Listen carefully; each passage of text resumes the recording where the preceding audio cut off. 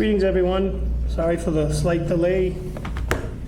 Welcome to the Board of Selectmen, Highway Commissioner, Cemetery Commissioners meeting of Monday, June 23rd, 2025, 6:30 p.m.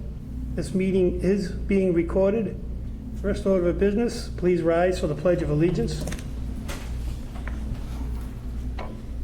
Pledge allegiance to the flag of the United States of America and to the republic for which it stands, one nation, under God, indivisible, with liberty and justice for all.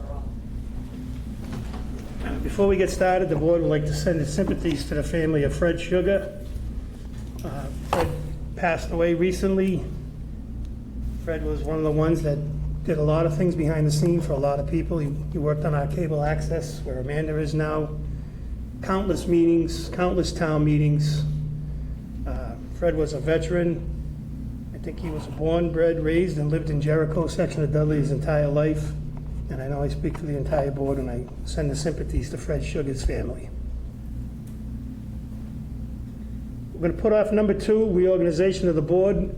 We're missing our newest member, Chris Darshevsky, who is unavailable to make it tonight. He has a prior commitment. His son is winning too many games in a baseball tournament, so they're still there.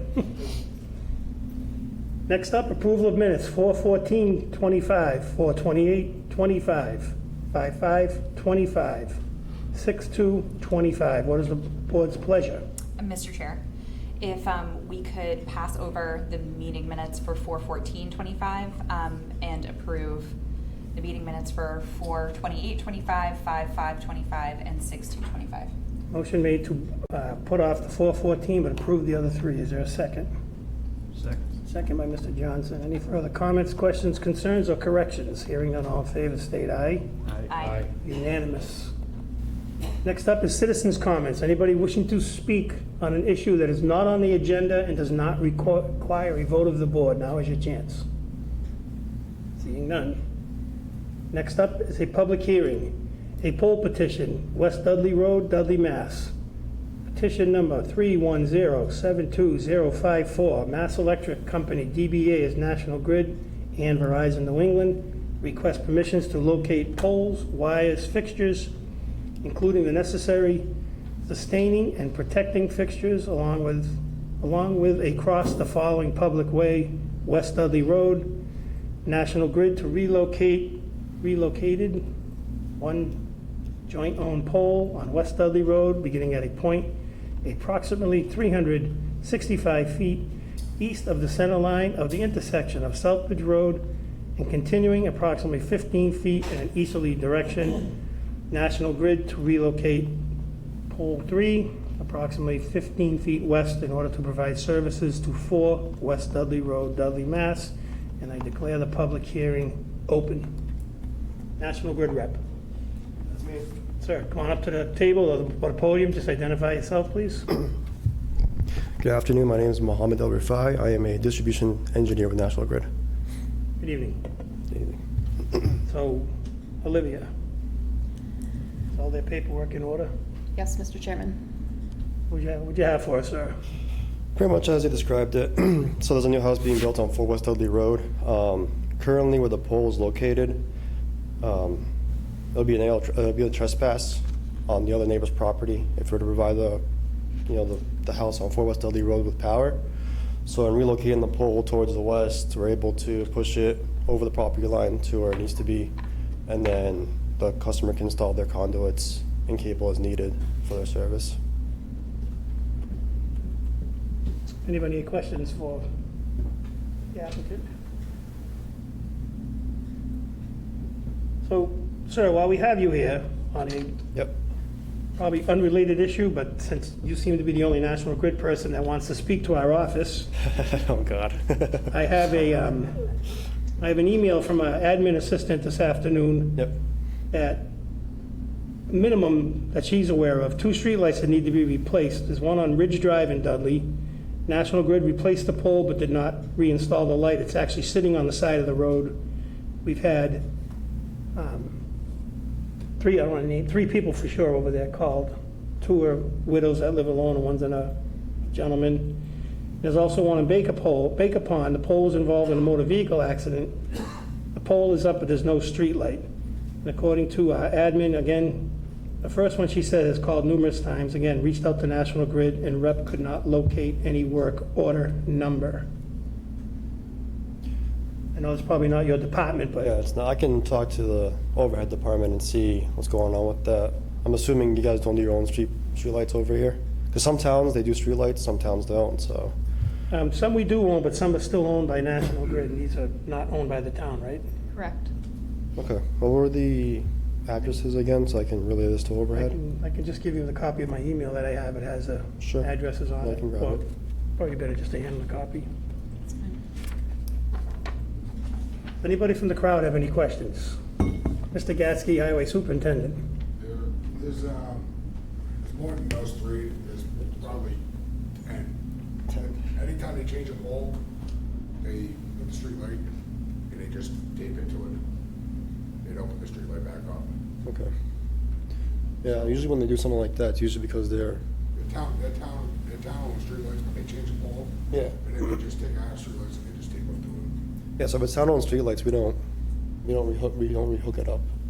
Usually, They want to put it back up on the pole. no. If it's owned by National Grid, if the streetlights are owned by National Grid, we'll replace it. We'll not replace it, but transfer it over. But in a situation where the town owns the streetlights, they'll just do what you just described. They'll put it on the ground and just electric tape it to the pole. So, So how do we get that mounted then? If you folks take it down, how do we get it remounted? I know it's probably a separate department. Do you have a, yeah, no, it's overhead, but I mean, usually other towns, it's they have their own streetlight division that does it. They'll have their own bucket truck or however they need to do it. Like I said, I can give this to the overhead supervisor and just let him know, and they can contact you or whoever's on your. Yeah, he'll contact Michelle probably because her number's on here, and then we can discuss it. There's not much I can do, unfortunately, though. any other comments or questions from the audience? Board members, all set? Close the public hearing at 6:46. What's the board's pleasure?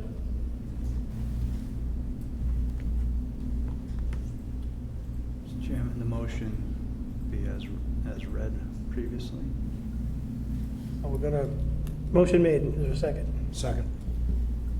So, to the board members, do we want to close and grant this gentleman's request, or we want to ask, give it a continuance, maybe have him come back at the next meeting with an answer for us, or do we want, maybe he can have the person that we need to talk to come, because according to Michelle, she's not getting any response. And again, it's no reflection on you. Yeah, I just don't want this to hold up the customer's work either. So, you know, this. Well, I feel bad if we hold up the customer, but if National Grid is holding us up, I don't feel it's fair. What, Well, Mr. Chairman, Mr. Johnson? so we have someone just, they're moving into our town, or moving to a new location in our town. They didn't participate in knocking down any streetlights or anything, so holding up the future or current resident moving to the area would be a problem, I would think. Mr. Chair? Mr. Signovich? To piggyback a little on what Mr. Johnson said, we don't know the specifics of this new service person, that this new 4 West Dudley Road. Do they need this for other things to happen? And if this doesn't come in, does this cost them money for, let's say they've got a contractor lined up for something and then there's a delay with it. I agree with Mr. Johnson about holding someone up from just the idea of pushing them back, but also they could possibly incur costs in this, and I don't want to be liable for that. I think the answer would be we be more aggressive with the streetlight piece. I'm just, and I understand where you're coming from. I get it. You withhold this till you get that. I get it, but withholding that, are we causing harm to someone? That's what I wouldn't want to do. Does that make sense? I agree with you in spirit, but I'm thinking of the homeowner and what's their situation that we don't know about. Oh, I get it. I mean, we've all been on this board multiple years, Jana excluded obviously right now, and we've all been here for double poles, no street lights, leaning poles, and we've never, I don't want to say never, I don't like to use absolutes. We very rarely get a response or a quicker response unless we use whatever leverage we have. But Do we have any other leverage than this? This is it. I mean, I spoke to Michelle personally today, and she said she can't even get the guy to return her emails or her calls. And they know about it. Emails and calls. Isn't that what she indicated today? Yes. Both.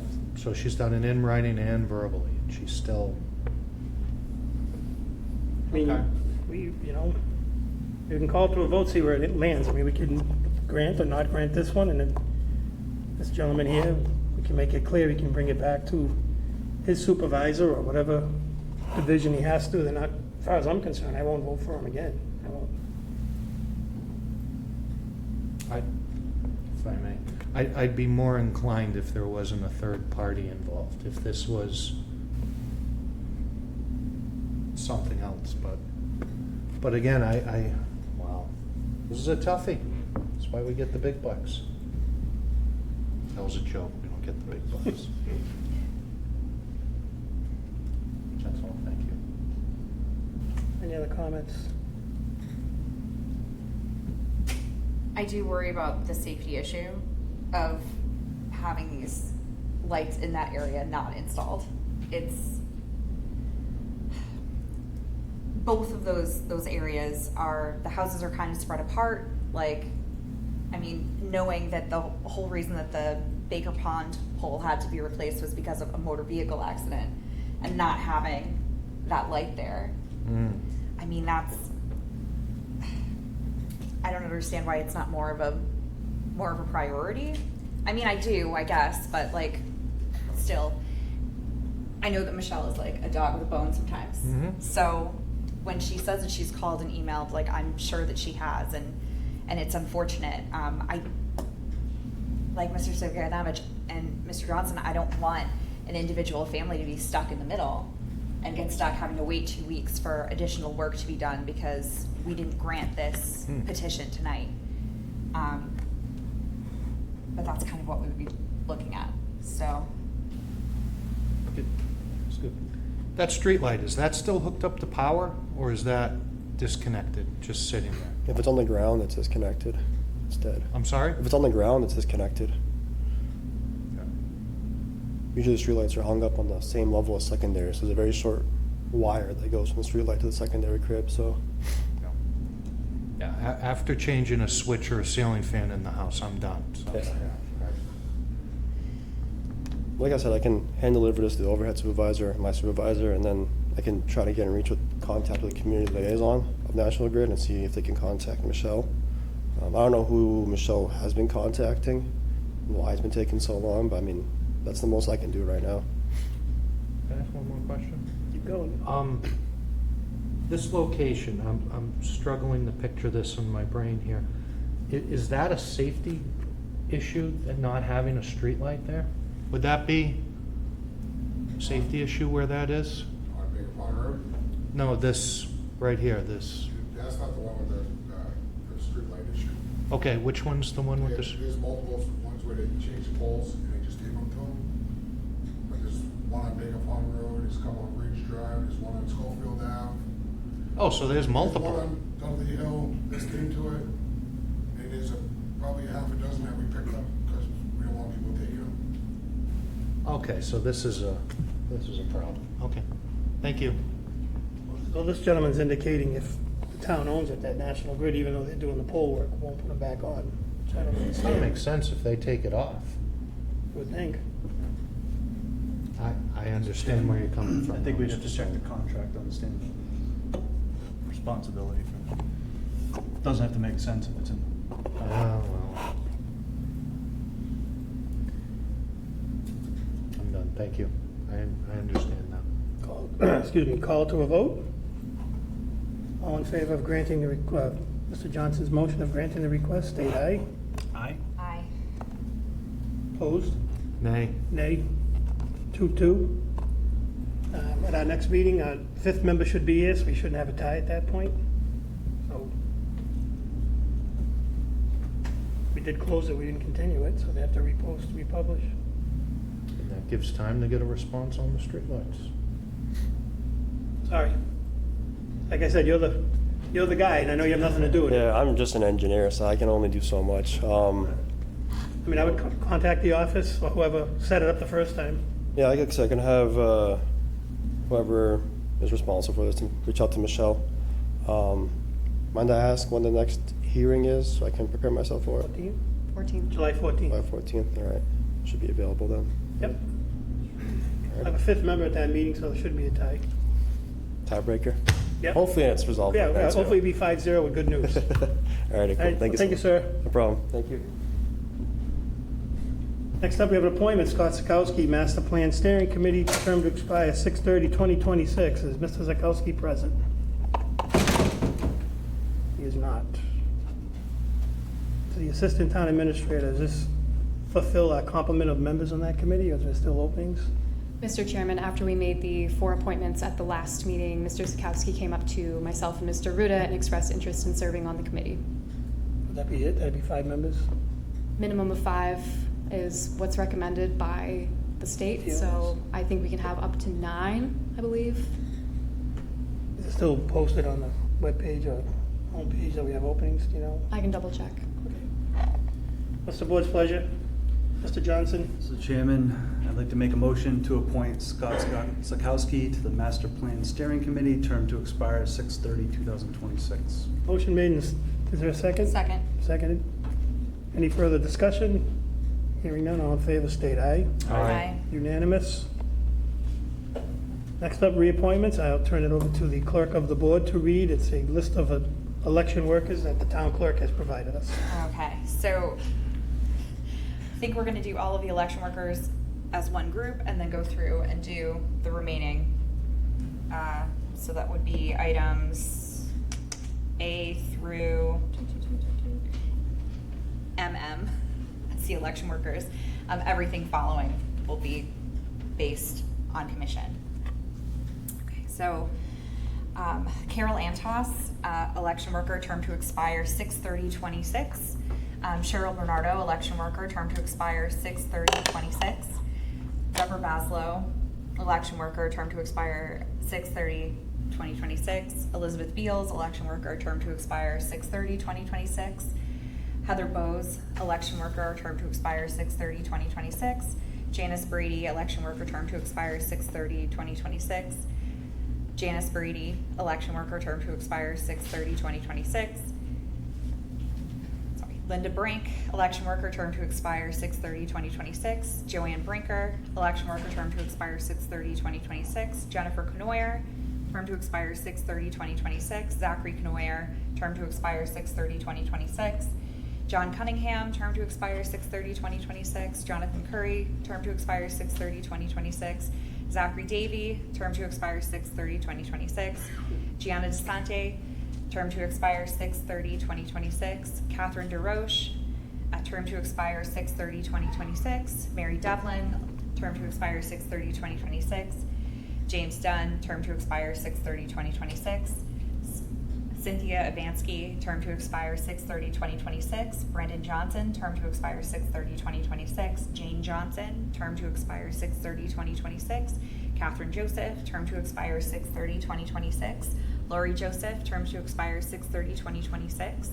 Judy Joy, term to expire 6/30/2026. James Carworth, oh my gosh. Thank you. Kavachit, sorry.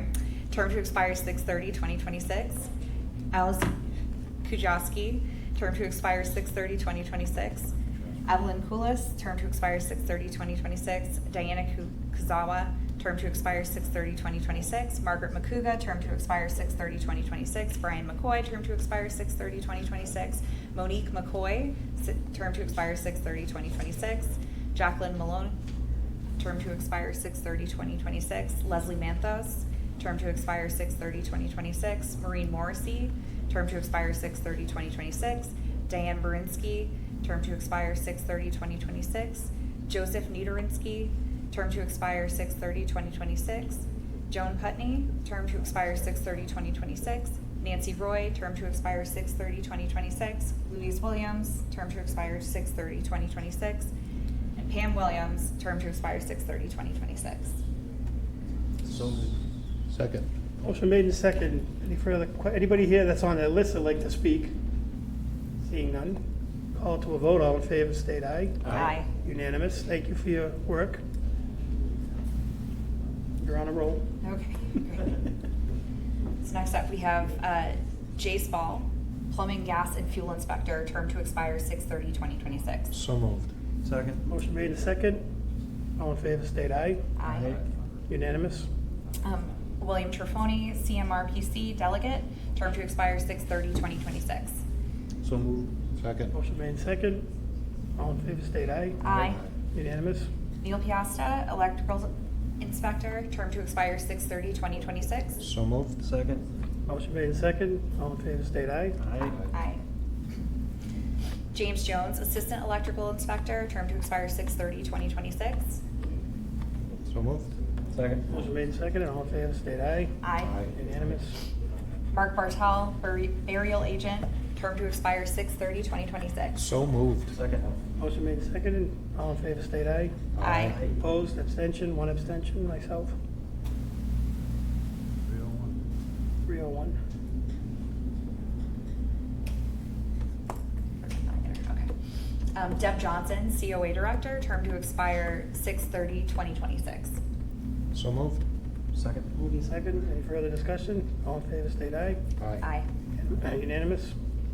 Bill LePage, Conservation Commission, term to expire 6/30/2028. So moved. Second. Motion made in second. All in favor, state aye. Aye. Aye. Unanimous. The next group are all for the Historical Commission, with term to expire 6/30/2028. Patricia Byron, Karen Beth Gillen, Charles Turpick. So moved. Second. Motion made in second. All in favor, state aye. Aye. Unanimous. Okay, the next two are Recreation Commission, term to expire 6/30/2028. Nicole LeBlanc and Alicia Figueredo. So moved. Second. All in favor, state aye. Aye. Unanimous. Okay. The next two are Capital Improvement Planning Committee. John, with a term to expire 6/30/2028. I have John Cunningham and Paul Kanichna. So moved. Second. All in favor, state aye. Aye. Unanimous. Joanne Brinker for Cultural Council, term to expire 6/30/2028. So moved. Second. All in favor, state aye. Aye. Unanimous. Kelsey Bucelli, excuse me, Economic Development Committee, term to expire 6/30/2028. So moved. Second. All in favor, state aye. Aye. Unanimous. Carmela D'Ambria, Council on Aging, term to expire 6/30/2028. So moved. Second. All in favor, state aye. Aye. Unanimous. Anita Hickey, Council on Aging, term to expire 6/30/2028. So moved. Second. All in favor, state aye. Aye. Aye. Unanimous. David Kanichna, Constable, term to expire 6/30/2028. So moved. Second. All in favor, state aye. Aye. Unanimous. Linda Lorkowitz, Agricultural Commission, term to expire 6/30/2028. So moved. Second. All in favor, state aye. Aye. Unanimous. And Maureen Chickering, Zoning Board of Appeals, term to expire 6/30/2028. So moved. Second. All in favor? Aye. Aye. Unanimous. Thank you, Madam Clerk. You're so welcome. Next under public business, Steve Rogerson. We have a recognition from State Rep John Massey.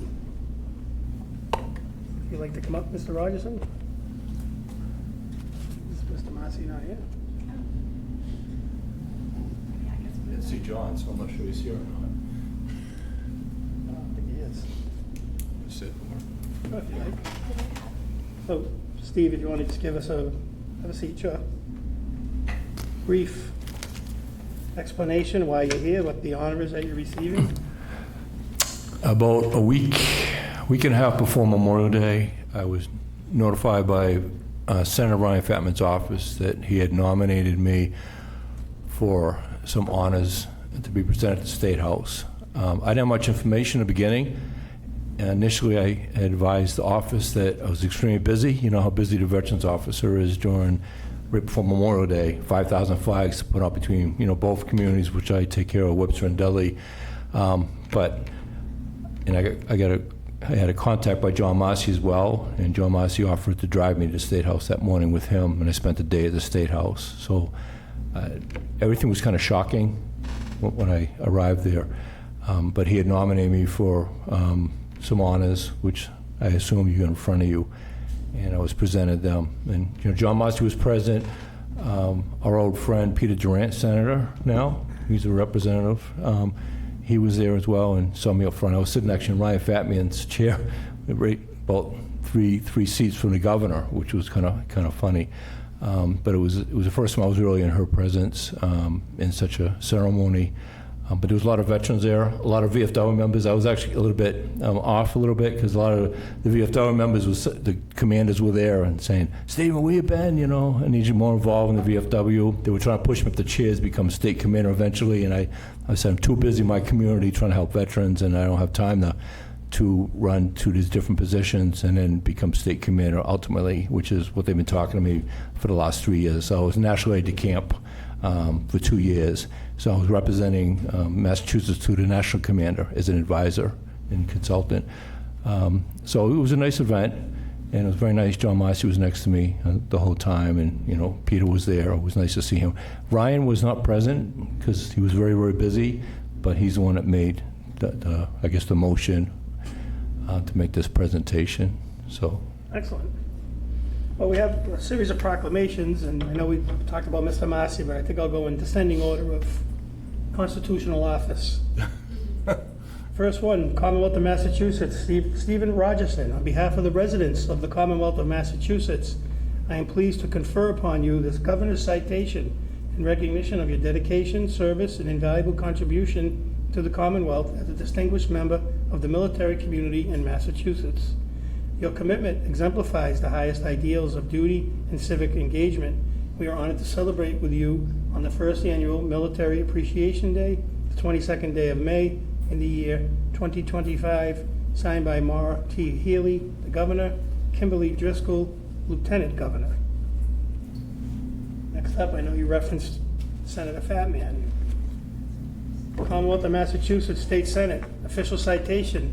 Be it known that the Massachusetts Senate hereby extends its congratulations to Stephen Rogerson in recognition of your service to the United States of America and your continued community impact, earning you this honored nomination for the 2025 Military Appreciation Day. And be it further known that the Massachusetts Senate extends its best wishes for continued success, that this citation be duly signed by the President of the Senate and attested to, and a copy thereof transmitted by the Clerk of the Senate. Signed, President of the Senate, Aaron E. Spilker, attested by the Clerk of the Senate, Michael D. Hurley, offered by State Senator Ryan C. Fatman, dated May 22nd, 2025. Last but not least, certainly, Commonwealth of Massachusetts, the House of Representatives. Be it hereby known to all that the Massachusetts House of Representatives offers sincerest congratulations to Stephen Rogerson in recognition of your being named an honoree at the 2025 Military Appreciation Day, with gratitude for your service to the United States and your continued dedication and leadership in the community. The entire membership extends its very best wishes and expresses the hope for future good fortune and continued success in all endeavors. Given this 22nd day of May, 2025, at the State House, Boston, Massachusetts, signed Ronald Mariano, Speaker of the House, offered by State Representatives John Massey and Joseph McKenna. Very impressive, Steve. Thank you. It was very surprising for me. I didn't expect it. It was very nice. Oh, that's good. Very impressive. Is anybody here, we could have you come up, hold these maybe, we'll do a picture with Deb? Anybody here you want to have come up with you, or? I'm by myself unless there's some veterans. The fire chief. He's a veteran. The fire chief's on the veteran here, so. Somebody a veteran in the audience? 1%. Your day, it's your day. You can take it. It's your day, Steve. It's all you. Come on up. That's your proclamation, sir. Congratulations, Steve. Nice to be recognized for your hard work. Congratulations. Thank you. Jerry.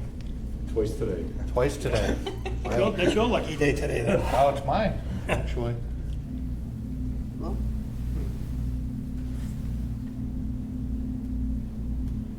Great, thank you. Thanks, Deb.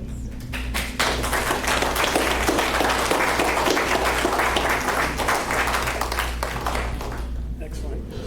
Nice to have good things to talk about occasionally. Next up, 8B, Board of Selectmen vote to write a first refusal vote under Mass General Law, Chapter 61A, Section 90, 21 acres at 90 Marsh Road, Book 50375, page 5. BOS vote to waive right of first refusal or take any other action relative thereto. Madam Assistant Town Administrator. Mr. Chairman, I believe both parties, the Dudley Conservation Land Trust and the interested buyers, are represented here tonight and here to make their case about the Board of Selectmen waiving the right of first refusal for the property at 90 Marsh Road. Thank you. Sir. Good evening. I'm going to sit down. I'm not going to stand up and if you don't mind. That's fine. That's fine. The microphone is on. It should be, yes. My name is Attorney Frank Lombardi. I represent the current owner of the property, Len and Antos. We're the ones that made the request for the waiver of right of first refusal. The total acreage on this is 21 acres that my client's selling. However, only 19 of it is falls under the category for Chapter 61A. So currently, we have an agreement to sell the property to a third party, bona fide for $645,000. That includes the 19 acres in 61A and the 2 acre parcel that's not currently in 61A. I don't know if you have the paperwork that I submitted with this. So contract parcel is not subject to any kind of private or public conservation, agricultural, historic. It's not in a historic district. The house is not there. There is a roughly 1,900 square foot residential dwelling on the property with a separate carport that is included, that is in the 19 acre parcel. My understanding is from the proposed buyer that he intends to evaluate the house. The house is not in pristine condition, I would describe it. So he would evaluate that, either rehabilitate the house as it is right now, and then he, according to zoning in the town, the maximum amount he would subdivide it into single-family residential dwellings according to the town zoning. The maximum allowable is 9 lots, given the frontage in the total area, including the 1.89, a 2 acre parcel that's not in the 61A. Whether he actually does that or not, I think it will depend upon conservation, wetlands, how it gets laid out.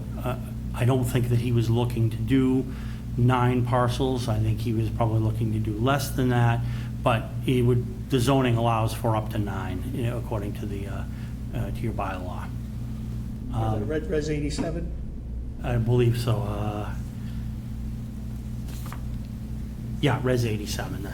That's what it is.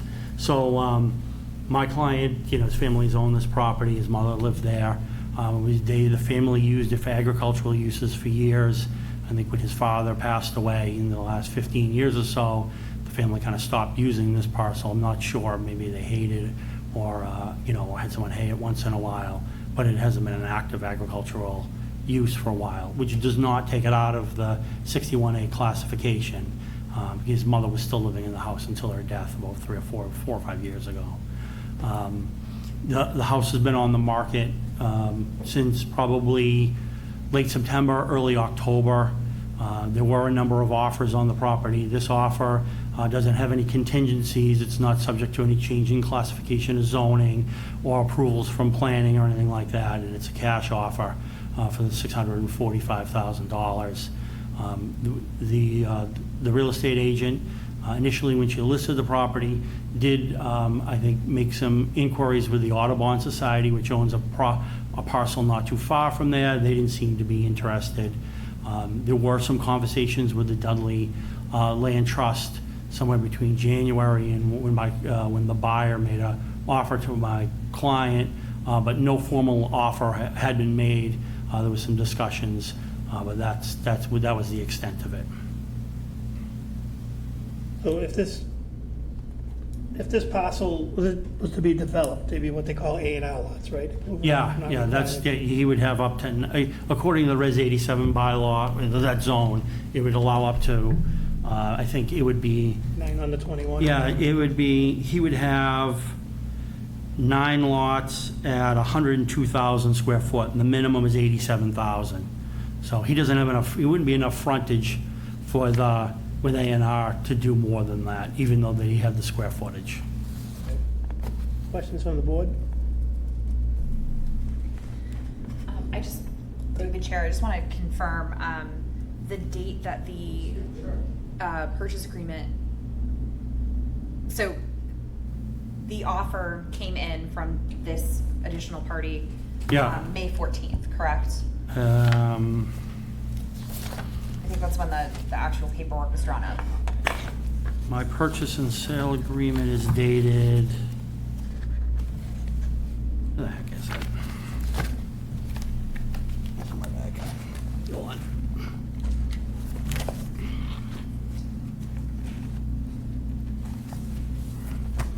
So the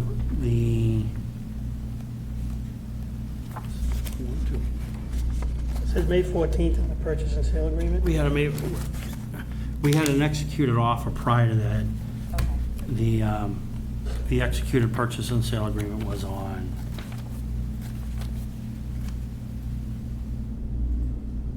doesn't say when it was signed. I think it was May 14th that we executed it though. So the offer came in prior to that.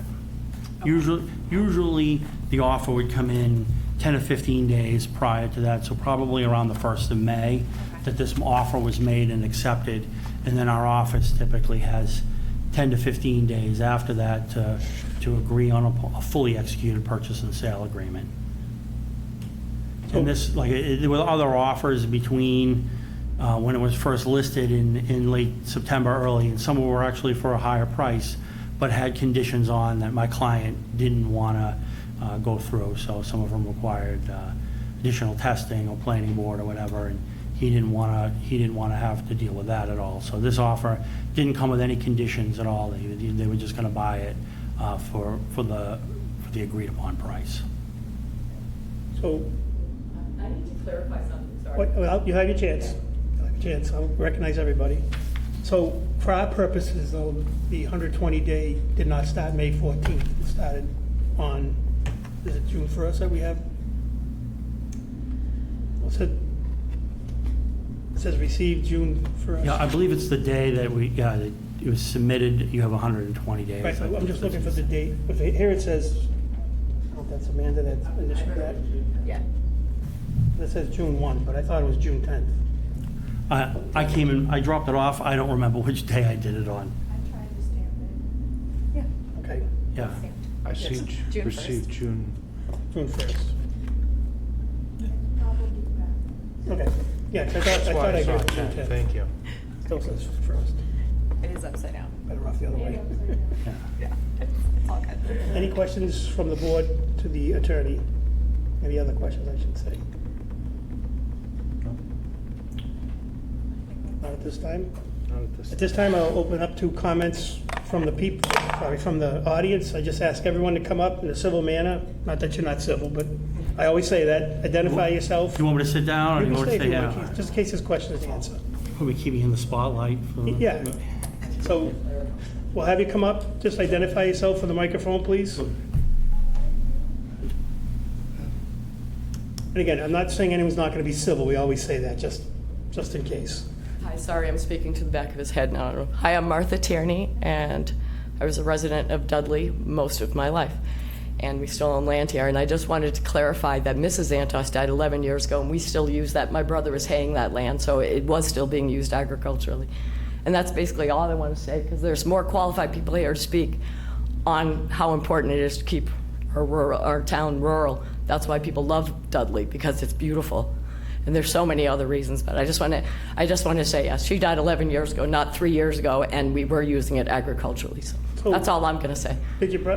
Was the hay agreement with With the Antos brothers. the brothers? Yes. Okay. So, okay. Harry. That's all I'm saying. Excuse me? Oh, sorry. Yes. Yes. The last time it was hayed, I think it was last May. 2024? Yes, my brother's out of the business now, but he May was. of 2024? Yes. Thank you. Yes. Yeah, and I won't dispute. I know my client's brother owns 60 or 75 acres across the street that's still agricultural as well.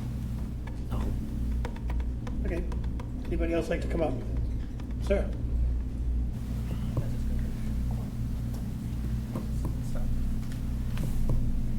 I'm Keith Kirkland, president of the Dudley Land Trust. Pull that over, Keith. Yep.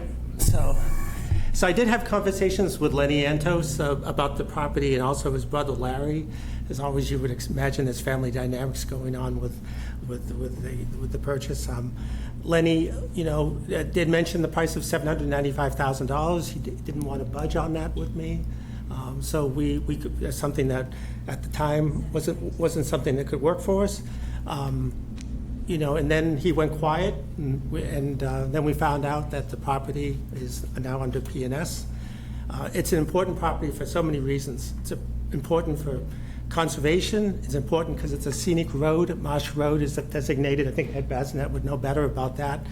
In terms of the beauty, it's really, when you go down that road, it's like stepping back in time.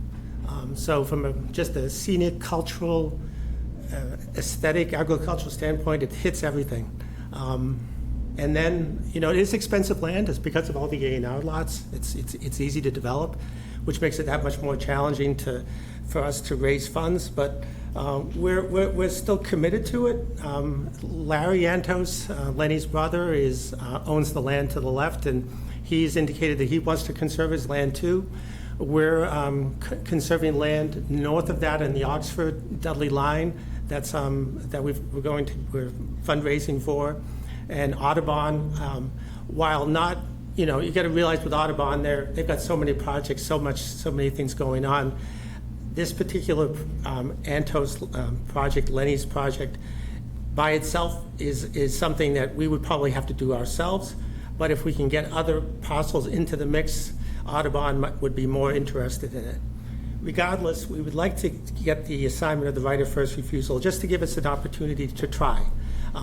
We understand, I'm a banker. I work at Webster 5. I'm a commercial lender. I understand business and the fact that every people have a right to do what they want with their land, but at the same time, the right of first refusal gives the option for people, the community, to save an important piece of land, and we want to do our best to do that. So I think the clock starts June 10th, so we would have until 120 days, I think until October 10th, to raise the funds. So we didn't even know what the purchase price was until just 5 minutes ago. So now we know, 6:45, and we'd like to get to work to raise that money. So I know you said there were some emails, Keith, that came out of you folks. So the end result would be you would have to pay the full amount that's already agreed in the purchase and sale, right? That is my understanding how it works, although it is a little nuanced there in the fact that not all of it is under 61A. I think there's 2 acres that is not, so I don't know if we'd have to separate out between that. I don't think that is something that we would be, the town would be allowed to assign that to us because it's not under 61A. So Is that my assumption correct? I know we read that thing today. They would have to pay the full amount, right? There's no negotiation off of the purchase and sale, as far as we know. As far as we know. unless the buyer, I guess, had a change of heart and was was willing to, let us. You mean the seller? Sell it, yeah, sell it. Any questions for Mr. Kirkland? Harry? What would happen to the house? Would you still purchase the entire property, or is the house? I guess the house is, Heather Radcliffe is very familiar with the property. The house is on the 61A. House is on it, so we would have to acquire the So house. it's included? Yeah, that would you'd have to buy it with the house. Right, and I think it's, I haven't been inside it, I heard it's pretty rough shape.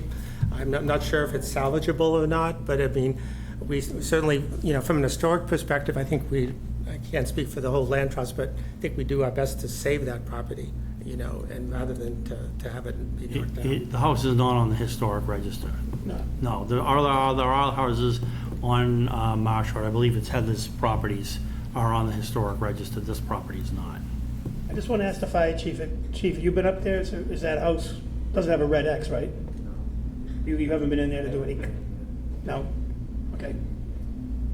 So the house does not have Just a one red sec, X. pull the mic over and just identify yourself, please. Hi, I'm Heather Radcliffe. I own 75 Marsh Road, and I've lived in Oxford my entire life, so I'm very familiar with this area. And we talked to, through Lenny's real estate agent for a while about the land because it's important. Because it's a scenic road, it's been designated as such by the town for many, many years. There's not many scenic roads in Dudley, this is one of them. You walk down it, you're greeted by the long meadows, the farmlands, you have trees running on both sides, you have a stone wall running the majority of the way down this property that's for sale. And when you see that, it's this quintessential Dudley. And that's what we're striving to keep. And if anyone's interested or would like to see, we have a map of the area that's showing what Keith talked about, and it's really good to see where you can see Lenny's land on this side that we do not want to see being developed. And then we have Lenny's land on the other side, and Larry's land, thank you, that he's interested in conserving. And then if you keep going down, you can see that there's Mass Audubon land that's under a conservation restriction, remaining Tyranny land that's under a conservation restriction, and then you get to the Pierpont Meadow Sanctuary. And all of this is important to keep that wildlife corridor open, to keep the look and feel of Dudley in this area. And we're certainly not against development. We understand people need houses. What we don't like about this is that this is one of the scenic lands. It was hayed last year. My family and I are working very hard on the farm that we bought to continue in doing agricultural work. So we're working towards that, and we'd like to, help in any way we can to ensure that this gets saved as well. We went inside the house. We thought about, if this is going up, we don't want it to get developed. We went inside the house, talked to the real estate agent. We're ghosted by the real estate agent, and the house is not livable.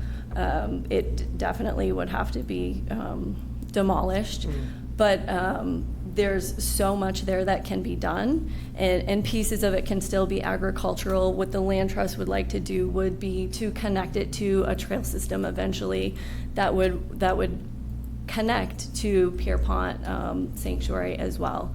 And there's a lot of issues with that area too in putting houses there.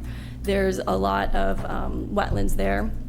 In addition, the whole road has arsenic in the water supply. So there's no town water there. Everything that has to go through there, it has to be septic, has to be wells. And the folks that would end up buying houses there would have arsenic that they would have to deal with. So there's a lot of different things. And I have so much to say, so I'm going to stop. And if there are other questions. Yeah. We just want a chance to Right. to make it happen. And so the folks understand is what we're really asking for is just an opportunity to conserve it over developing it. And while we did have those conversations in the beginning, The 645 is a completely new number to us, which is different than the 790 95. that we started with.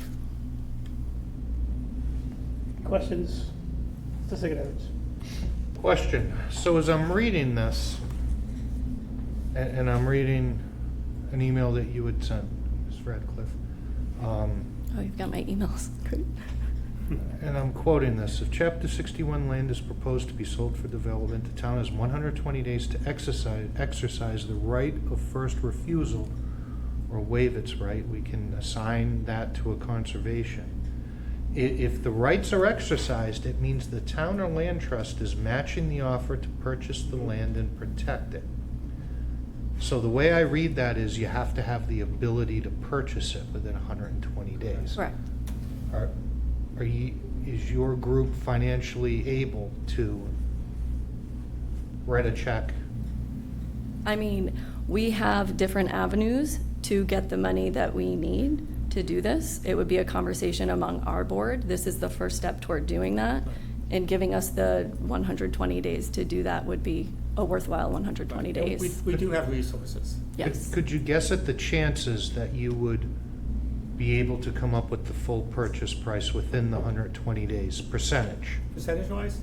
Percentage of success? Okay, I'm an internal optimist, but also realistic too, so I would say at least 50-50. But my optimistic part of me would say that we could be 75% sure of doing it. My optimism is much higher. I am You're a fully on go-getter. board. Go-getter, so. The 120 days is for the board to act. So if the board decided to act prior to the 120 days, that would be their option. So we're not, the way that I read the statute is that if you decided not to exercise your right of first refusal, you waived it, then that would end the 120 days. But if we didn't exercise it, You didn't. and if You- we if you- assigned it, If you continued the hearing, you could foreseeably continue it for 120 days. And no disrespect, but if they don't have the money, I mean, my guy got a valid bona fide offer on this, and I certainly But don't assume we understand. don't have the money. Well, and I said if, I didn't say Okay, I'm either. sorry, okay, yeah, we just say that. Yeah, I recognize your promise. Yeah. Yeah, I mean, if this board is going to entertain that, then, we would respectfully ask that whoever you assign it to actually does have the funds to purchase the property. And at the end of the day, my guy gets paid the same amount, regardless. That's assuming they decide that they want the 1.889 acres, the other acres as well.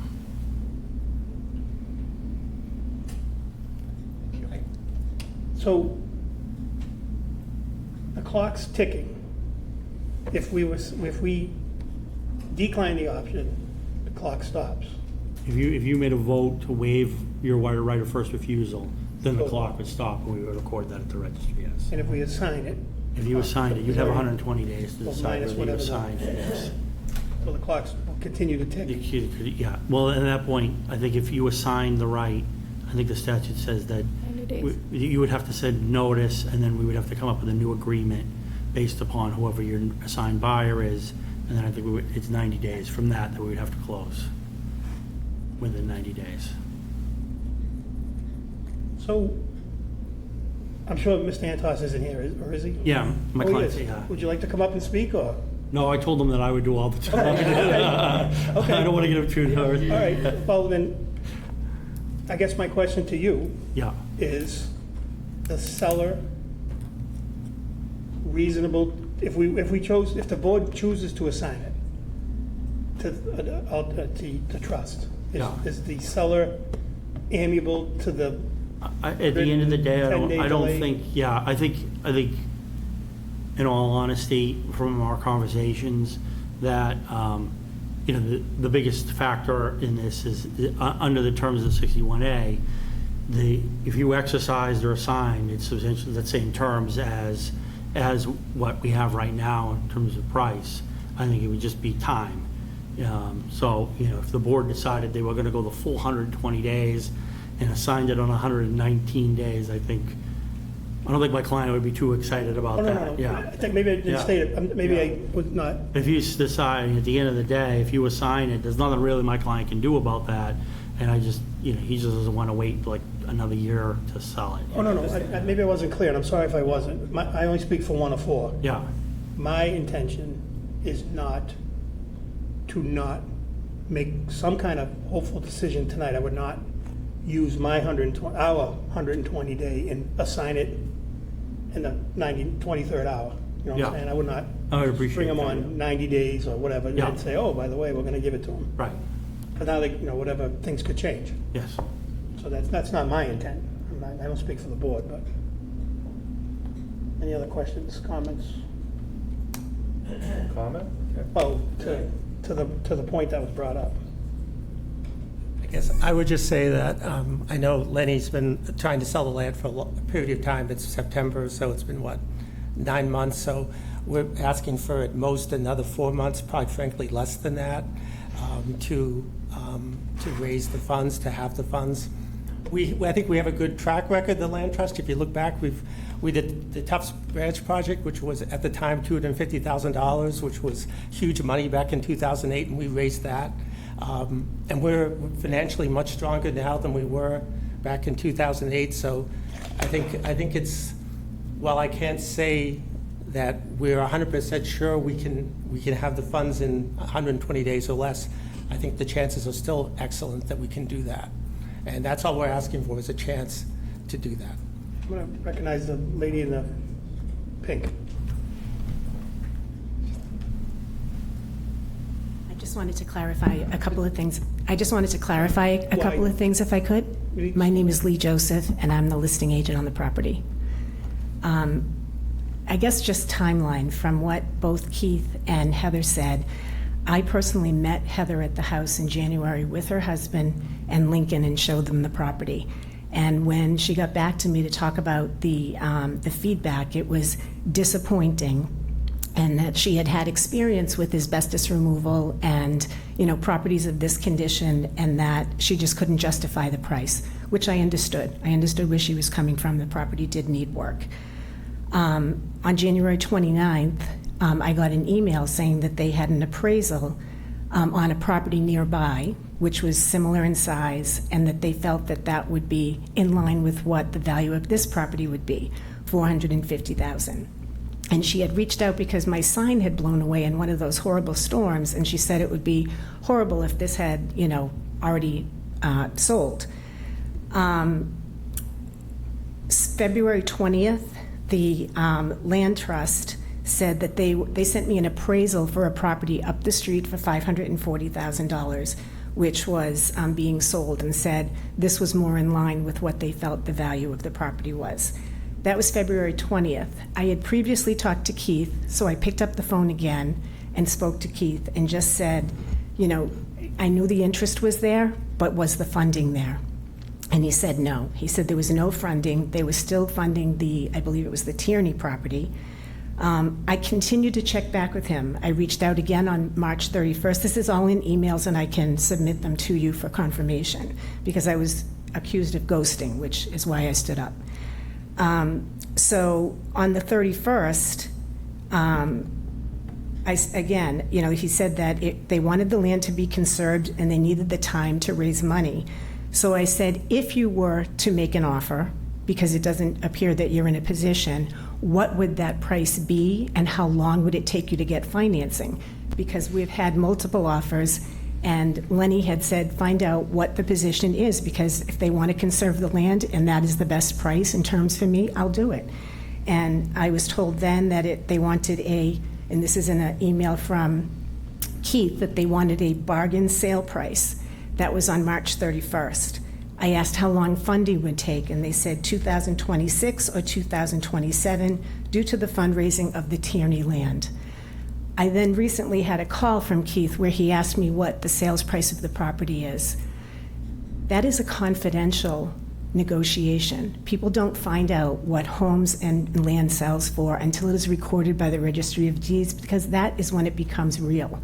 So he said, why don't you tell me what it is? And I said, respectfully, I can't. I'm not in a position to do that. So I'm kind of dumbfounded a little bit by how it's been thrown around here. I understand the process of, them stepping in and potentially wanting to buy it.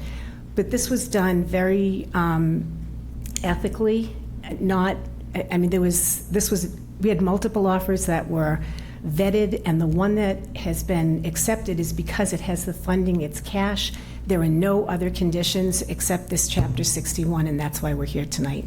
So I really just wanted to fill in those blanks, because when Keith started and said, there was some conversation and then nothing, there was a lot that went on in between, but through emails and phone calls. Thank you. I appreciate that, thank you. Any questions before you step down, ma'am? Anybody have any questions for the, Well, can I just respond? what?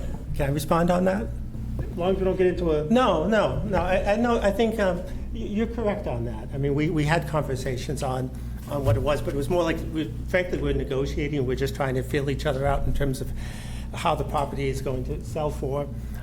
With all due respect, though, Keith, every other offer I had was in writing with terms and proof of funds. Fair enough. There is a Fair big enough. difference. Fair enough, but obviously we have an additional view because we're a conservation organization that we have the requirement, but that we have other motives that are not necessarily economic that we want to exercise. So I guess I appeal to Lenny in the sense that he's got a bona fide offer. Congratulations, 100 no contingencies. If we can just have the 90 days, 120 days to match it, that's all we're asking for. And I guess the fact that this process is taking so long, hopefully a few more months for Lenny won't be too burdensome. And I think maybe deep down he might like to know that land is in conservation. So I can't speak for him. Thank you. But that's how I feel, and I think how the land trust feels. so,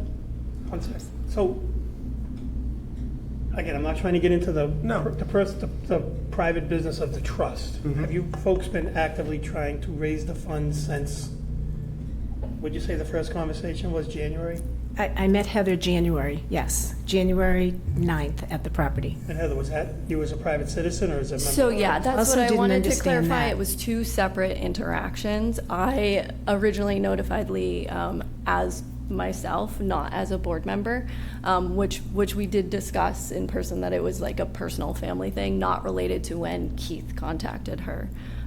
So I do apologize for my comment about ghosting, because that was specifically to me, and I felt in that second email that I did not get a response back, but perhaps you thought that Keith and I were in it together. I thought so. you were, I did not know you were a part of the board between the Radcliffe and the McCarthy names. I met you as an actual buyer with your husband and son, and I did not know that you were part of the land trust at the time, and it was never disclosed to me that you were part of the land trust until I called Keith, and that's how I figured it out. Understood. I apologize. Any questions for Mr. Joseph? Thank you for filling in some blanks. Thank you. Anybody else have comments or questions? Oh, on the right. Hi, I'm Heather Tompkinson. I have lived in Dudley off and on for 20 years total. I currently am an Oxford resident, but I lived on Marsh Road for 10 years and did rent my home that I was living in at the time from Chet and Ann Kulissa at 75 Marsh Road. I can just attest to the dream that Chet and Ann Kulissa had for that whole area, for it to be protected, for it to remain a beautiful image of Dudley. And without their foresight, I think it wouldn't even be what it is now. And for this town to have the opportunity to extend that wildlife corridor, which I can also attest to a great amount of wildlife in that area. And we all know when there is development, the wildlife gets disrupted. So there's the beauty side, there's the wildlife side, there's the historical view of Dudley. It is like stepping back in time, I think someone else said. There's no way that you can get that back once it goes away. And so I just feel like I am speaking for these people that I have loved for years, who had a beautiful dream for that spot, and that we can have a simple decision tonight that can help to possibly extend that vision, that is no small thing, and for it to be considered very heavily. So thank you for your time, and let me know if you have any questions. So, one second. So here's my opinion. Again, I don't speak for the board. I know we're here to talk about assigning the rights. You said the town. The town doesn't have the money. There's 0.0. And some of the folks in the crowd, I'm sure Mr. Bazinet, and I see Mr. Wheelock back there, they can remember, maybe 15, 16 years ago, we tried to do the community, maybe a little bit more even now. It's been so long, I'm my age. But I was part of it. We tried to pass the Community Preservation Act to get the 3% surcharge on local bills, tax bills, for the express purpose for something like this. I mean, I don't think this ever crossed my plate back then, but I know I spoke in favor of it, and the townspeople resoundingly defeated it. I mean, I don't remember it wasn't a standing vote where we had to, really get down to the nuts and bolts of it all. And again, it's no reflection on the trust, no reflection on these folks, the people selling it, us up here. We have a tough balancing act. We don't have the funds. We tried to preemptively fund things like this, and we were defeated at every turn. So I get it, we're here for that, but that's a little bit, in my opinion, a little bit of historical perspective, and I saw a couple people nodding, so maybe I'm off of my dates, but I'm not off with the format of how it all happened. So I just want to add that also. So I saw a gentleman in the back put his hand up. Am I good to? Yep, thank you.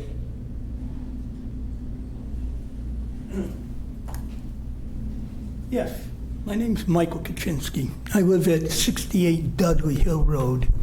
That home was built, from my research, it's not in depth, but by a Colonel Marsh, who is buried above, in the cemetery above, with his 3 sons, who I believe, I've been told, was killed in the Civil War while that house was being built. Miss Duchamp Mrs. Duchamp at Black Tavern has indicated that she could give me a lot of the history on it. I'm not really interested in it, but the fact that the road is named after Colonel Marsh, I believe that adds more integrity to the fact that we're trying to preserve it. That's all I have. Thank you. Mr. Bazinet. Hi, Ed Bazinet. Pick a title. Historical Commission, Black Tavern, Land Trust. I wear them all. You'll have to put up with me. My hearing aids went out in the middle of this.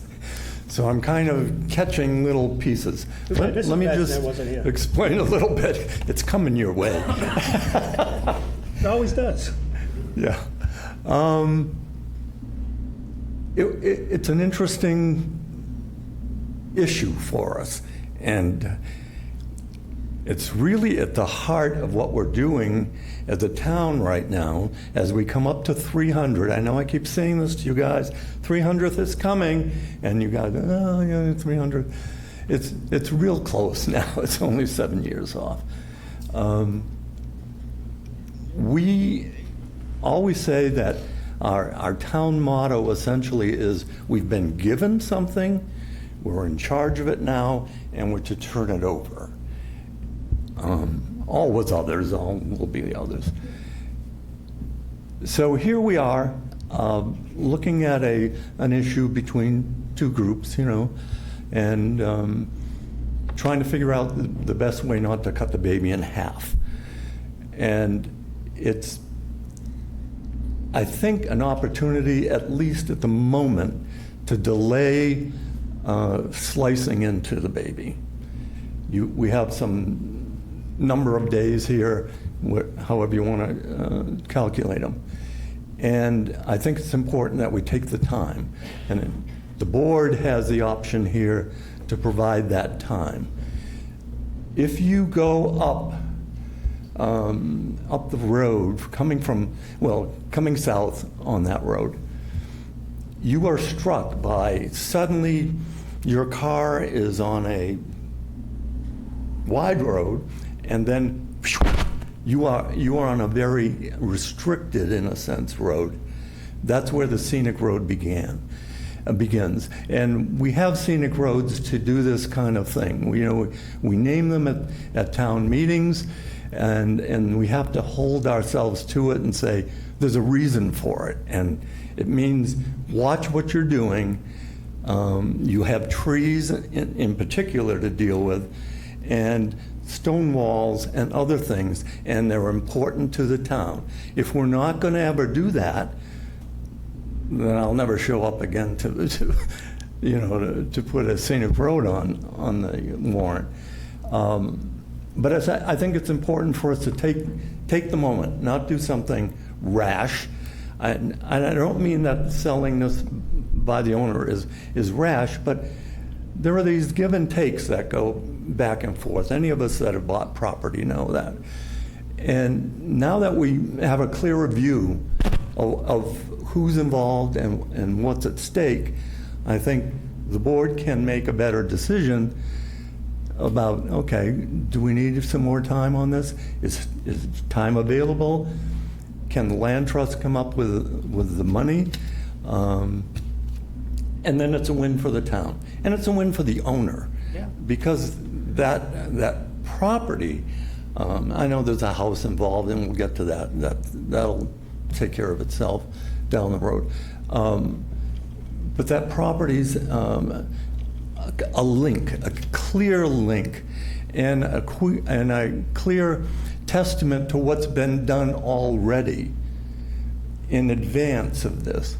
To say, there's not a Kmart next door to it. There's been work done year after year, generation after generation, to preserve this area for the town. And I don't want to see us miss this opportunity to continue that and to do the right thing.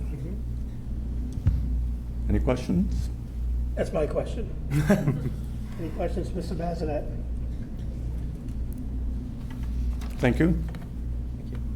I also should add it earlier, too, that as part of the town's decision-making process, the town administrator reached out to all boards, departments in town, because part of that first refusal would be, do we want it somehow to finance it?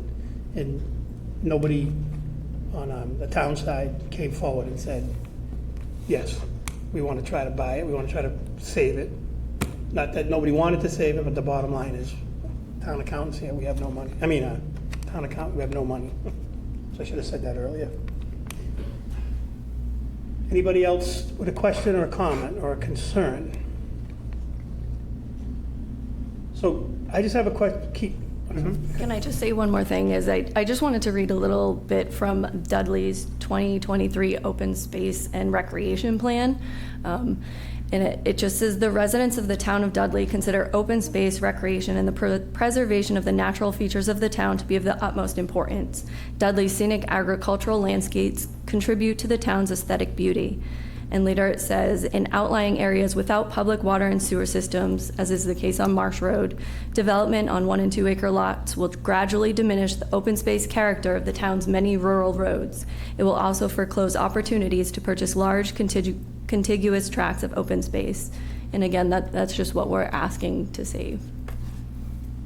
So, I appreciate that. And as I'm sitting here too, the gentleman who spoke about Marsh Road, I was struck by, and there's no reflection on anybody, so please don't take it. We have other roads in town named after long-standing families, and what came to mind was Alton Drive. And there was just a nice piece across the street from preserved land that, no reflection on anybody, that just fell through the cracks and has a development plan approved by the town, but that was I don't know, Mr. Bazan, help me out, 10, 20 acre piece, right? And that goes all the way back towards Dudley, Lincoln, Merrick, well, I'm showing my age. Towards West Main, how's that? So, I'm sorry. No. And my question to you, Mr. Kirkland, or any of the board, whoever speaks for the board. Yep. Following up on what Ms. Joseph said, how come a bona fide offer was never presented? Because that's, honestly, that's like a little I got a little hang up on that. Because that property, I think, was under agreement at least once before, right? It fell through. I saw it pending, I thought, online several months back. But I'm just curious why Well, we were talking, negotiating. We were not. We were trying to get to. Among ourselves. Among ourselves. Let him finish, Yeah, among please. ourselves. Thank you. And, obviously, as a nonprofit land trust all volunteer, we only have so much funds. I mean, we do have, I guess we're not going to divulge what we have, but, all I can say is that if we needed to write a check right now, we could. But, from a fiscally prudent standpoint, we need to, look to other partners, raise funds. So I guess it's a bit of a, I wouldn't say a bit of negotiating, in terms of back and forth. I guess I was hoping that I could reach an arrangement with Lenny with a value that was less than $795, which it looks like it turns out is in fact the case now. It's $645 and includes the house. And so, and we would continue to have those discussions. It's true. It seemed like we were reaching an impasse where we weren't getting anywhere. So that's why we went quiet for a while. And then until we found out that the property is now under P&S. I'm not sure how we found out. I'm not sure, but it did become public knowledge. And as I said, just a few days ago, we found out today, we found out what the property is selling for. We didn't even know. So, so that's why we didn't do a bona fide offer at that time. So it was. because that would have stopped the clock for us too. I mean, it would have started the clock for us, but this would have been you guys instead of Right. law. Right. Well, But that said, I think I can speak for the board and the land trust. We respect the fact that they have an offer that's a legitimate offer. It's a cash offer. So I think we certainly, give us 90 days. Give us that amount of time, and if we can't do it, or for whatever reason, that's just we'll have to let it go. And hopefully we can still work with the future owner if that does happen. To at least design that project in the least disruptive way for the area. But we're hoping that we can do it.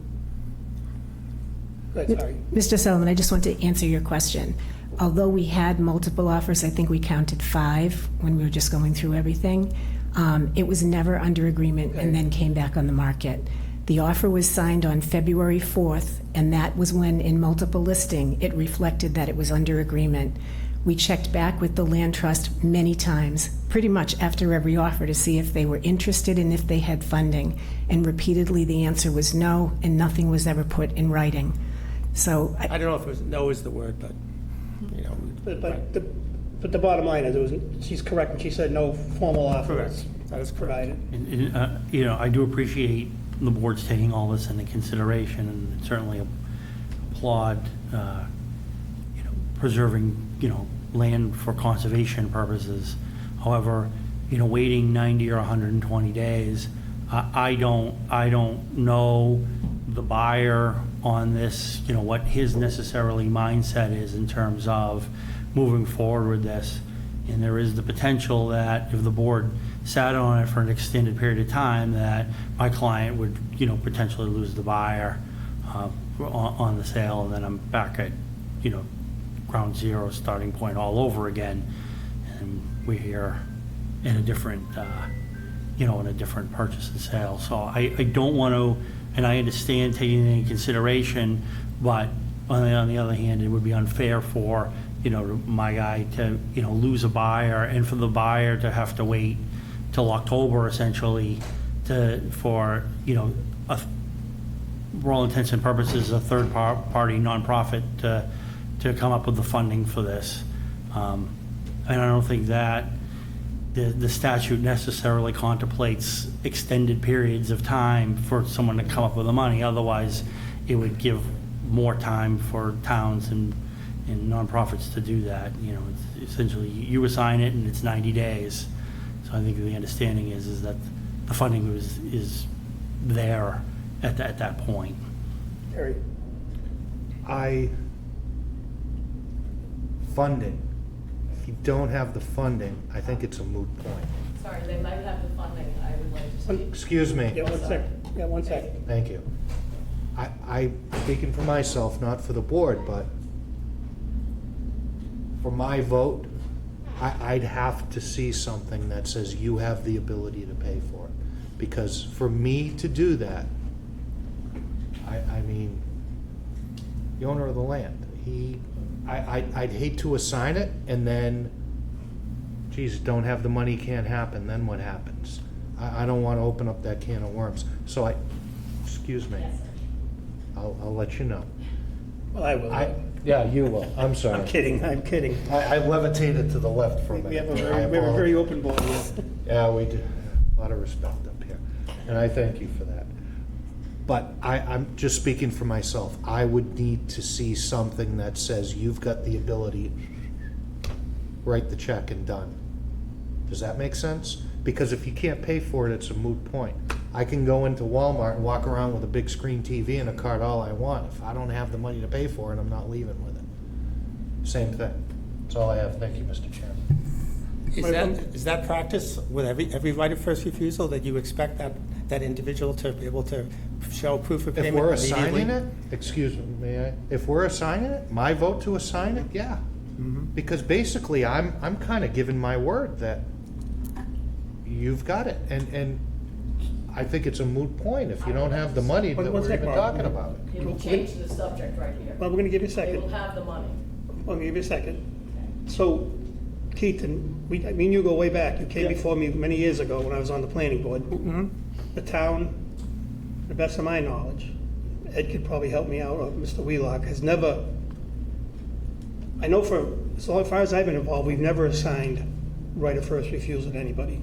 We've always, This situation never came up. I know, Paul, but I'm just saying, we've had other opportunities, but we've taken land out of 61A and people have sold it. And the town has never assigned it, either to DCLT, Audubon, anybody, as far as I go back. And again, to answer your question, it's kind of moot then. We never had to say to someone, if you want it, you got to prove you can buy it. Right. So if I guess I would say again, this is more of frankly, a board decision. I guess I can't say to you today, we can write a check, but if you can at least give us 2 weeks, or maybe even the next Selectmen's meeting, we can let you know then that we're good for it. now I recognize it. I'm Martha Tierney again here. I'd just like to say that this is, my parents were Chet and Ann Calissa, and I grew up on Marsh Road, and so I'm very passionate about it, and it means everything to me. So if they need to get some money, I am willing to give a large chunk of my money to the land trust, because it means everything to me to save that land. My parents worked tirelessly to educate people about how no more land is being made, and we're just developing the hell out of this country. And I want to save land.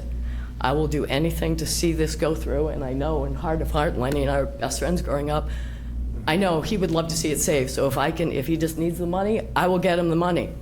Because this means so much to me that I want to give a big donation to the land trust. So I just want you all to know that they will have their money, and they can raise their money. But it means so much to me. I didn't want to come up here and talk because I am emotional about it. It means everything to me, saving that land and having my parents' legacy in this town. Dudley is beautiful because we made it beautiful by keeping it beautiful. And I just really hope we have the vision to keep going with this.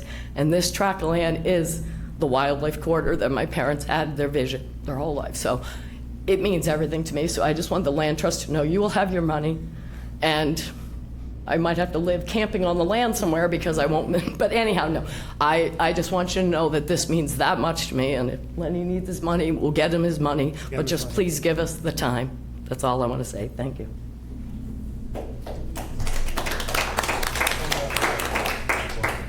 I just want to be clear, I'm not against it. I know. Not against, I wouldn't have asked that question if I was. It's a fair comment. It's, You don't want us to waste your time. not that, Or the town's time. or the property owner's Property time. owner's time. That's all. Oh, Okay. not me, him. Just one other point, and is that if you do assign it, my understanding is that this remains permanently in agricultural or 61A or B. Yeah, we're It totally. won't As come long out. as they remain Right. No, a 501c, or if they ever dissolve. no, I don't think Forever. that's the way it reads. I think it's in there in perpetuity. I thought That it read has to remain that in perpetuity if you Yeah. assign this to a nonprofit. If you guys Yeah, dissolve. but most likely, I'm sorry, go ahead. I'm sorry, sir. No, that's all right. Okay. That's fine. So we would most likely, we work with Mass Audubon, we kind of basically hold each other's conservation restrictions. So if we end up, I should say, if when we acquire this land, we would ask Audubon to hold the conservation restriction. So it's another check and balance for each other, that there's another organization there to ensure that it's conserved. So I just want to ask a question, and Mr. Wheelock can just nod. Is that what you folks, is that what we did when we did Wheelock Woods? Is it, that's Dudley Conservation Land right now? Yeah, but that land wasn't in 61A. It was just an outright donation. So who, does Audubon or somebody hold the easements or whatever you just Yes. said? Yes. There is a conservation restriction with Mass Audubon because we get a partnership grant to, for that land. Right. So as part of the partnership grant, we have to have someone hold the Same thing with the land conservation. across the street too, down the bottom of the hill, Tufts Hill? He's over there, right? That property, the owner requested a conservation restriction, and actually, the Conservation Committee holds that conservation restriction. That's who the town, he gave, because he gave that to the town. No, it's owned by the land trust. But the town Conservation Commission can hold the conservation restriction. Oh, okay, so they, all right, I get it. So we try to do that as much as we can, is that there's another organization that has a legal claim, if you will, to the property that's in conservation. Any conservation land around this parcel here is not, well, there's one parcel, I think, that might have been subdivided, I can't think of the name, the New Street, it's behind the parcel. Partridge Hill? No, it's not. Piasta. Piasta. Yeah, I think it looks like, I didn't do the research on it, but it looks like that there may have been some grant of open space. Yes, there is. It's like, I think it's the remnants of the subdivision. For, yeah, like when they created the subdivision, but all the rest of it's just private. There's no, it's only just a private restriction, and there's nothing else. There's no like public, restrictions or anything like that on that. It just lies fallow. Yeah, yeah, and that's when I did the research, like I checked to make sure this wasn't like a priority habitat area, which it's not. It's not in a heritage zone. It's not. I looked at the Dudley maps, and granted there are some historical houses, and there is a fair amount of land in conservation. But this Well, that's wasn't- interesting. yeah. You did that because that is the challenge for it in the ways that it doesn't have. It isn't priority core habitat, and that's where a lot of conservation organizations are spending their Focus. money. Their focus is now. It used to be 15 years ago was this land would be very important, but I think for us it's important because of the scenic aspect of it, the cultural aspect of it, the feeling of Marsh Road, the agricultural aspect. So, and then you overlay that with the fact that the land is worth so much because of all the frontage lots. It makes it very challenging to acquire for conservation, but we're up to the task to do it. Any other questions, concerns? Anybody else in the crowd have anything they'd like to add? Yep.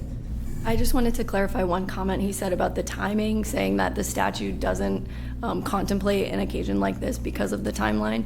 And it actually does, because while you have 120 days, then we would have 90 days or an agreed upon extended amount of time if we agreed with Lenny about extending that. We're not asking for that, we don't want to, but the statute certainly contemplates that and allows for a nonprofit such as us to have that time to do it, and that's really what it is contemplating. That would require an agreement from my client to extend out, which at this point, he's expressed to me that he doesn't want to extend for an extended period of time. And he's already had the property on the market for 9 months. And part of the reason why he accepted this offer versus other offers that were in fact higher, I saw some of the other offers, was that there were other conditions, inspectional conditions, in terms of, potential Title V or whatever, and he didn't want to wait that timeline. A developer, if you've served on the planning board, developers want to do their due diligence, and some developers, can potentially drag this on their due diligence for a year or more, and that wasn't his intended goal. So, I at the end of the day, if this board decides that they're going to assign to the land trust, my guy is still made at the full purchase price, essentially. So that wouldn't necessarily be an issue, but I think that, like I said earlier, that extended time frame, I think would be problematic, and we would risk potentially losing, a cash buyer that doesn't have any conditions on this if we extended that out. Mr. Johnson? I just want to go back through the timeline again. The land's been for sale for 9 months, listed for 9 months. It was listed at the end of September, beginning of October. So it was on the market, all of the fall, according to Lee, that they did have the offer did come in February. So, The board's been aware since at least January. Probably communication's gone back and forth for probably 4 of that 6 months, and last couple months the other things have been going on. So 9 months of potential activity. Okay. And now we're being asked to assign for another 120 days. Is that the timeline? Is that correct? That's the way I understand it, although it goes from It would be 20 to 90. 90 days, we'll do 90 days, we're comfortable with that. So 6 months plus 90 days. Well, I mean, 90 days from today? It would be Or 90 days when you, if you choose to assign that, assign it right? to us, that you'll give us, and then we'll do best efforts, or to Mr., sorry, I can't pronounce your last name. Siganovich. We will, if you desire some sort of letter indication of the funds, if you can allow us just a few weeks just to get board approvals and to do that. That's, if that's is what's needed to get your vote, You've will got a, Okay. I'm one of 5 for Right. today. So, If the board chose to assign this, the stellatute does allow for you to impose reasonable conditions on that, and I would request that there were proof of funds before you assigned it, that we can close. I have proof of funds now from the current buyer that they have the cash to buy this now. Put my client in limbo would, in my opinion, not be fair to him. anybody else with comments? Seeing none. At this point, the chair will entertain any motion that a board member would like to make.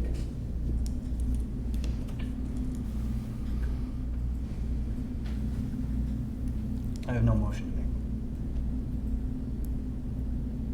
What happens if none of us make a motion? It just, Well, the clock keeps Just to be ticking. clear, I have no problem with the Dudley Land Trust or whatever.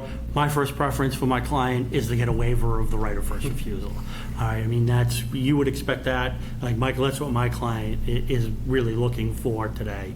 And I don't, the board votes how it wants, but certainly in your discretion, but that's what we're really here to do, is to allow my client to sell the property. We'll pay the rollback taxes and move forward. So to answer Kerry's question, my understanding, and ATA can correct me if I'm wrong, if we have no motion tonight, the clock keeps ticking on the 120 days and it becomes an agenda item at the next meeting. We'll have a full, hopefully, full board next meeting. My only question to the board would be, we need to give, I mean, the easy thing is let it ride for 2 weeks. Well, don't waive it tonight, don't assign it. I don't think, if we're gonna tell Council Lombardo, did I say your name right? Lombardi, sorry. Lombardi, I'm sorry. Yeah, I've been called a lot worse. To your face? Yes. So, I think it's only reasonable, if we're gonna take a tact where we're gonna wait, maybe till a full board's present, that we need to give the land trust what we expect reasonable for the next meeting, so you know and your client knows what this board expects. If that's something as simple as one of these that says Dudley Land Trust at the full amount, not looking for, and I'm not taking sides, not looking for a different price, because we can't. You know, we can't. And we can't penalize the property owner. And I would hope that he wouldn't lose the purchase and sale over 2 or 3 weeks, but again, I'm hung up on, you guys never made an offer.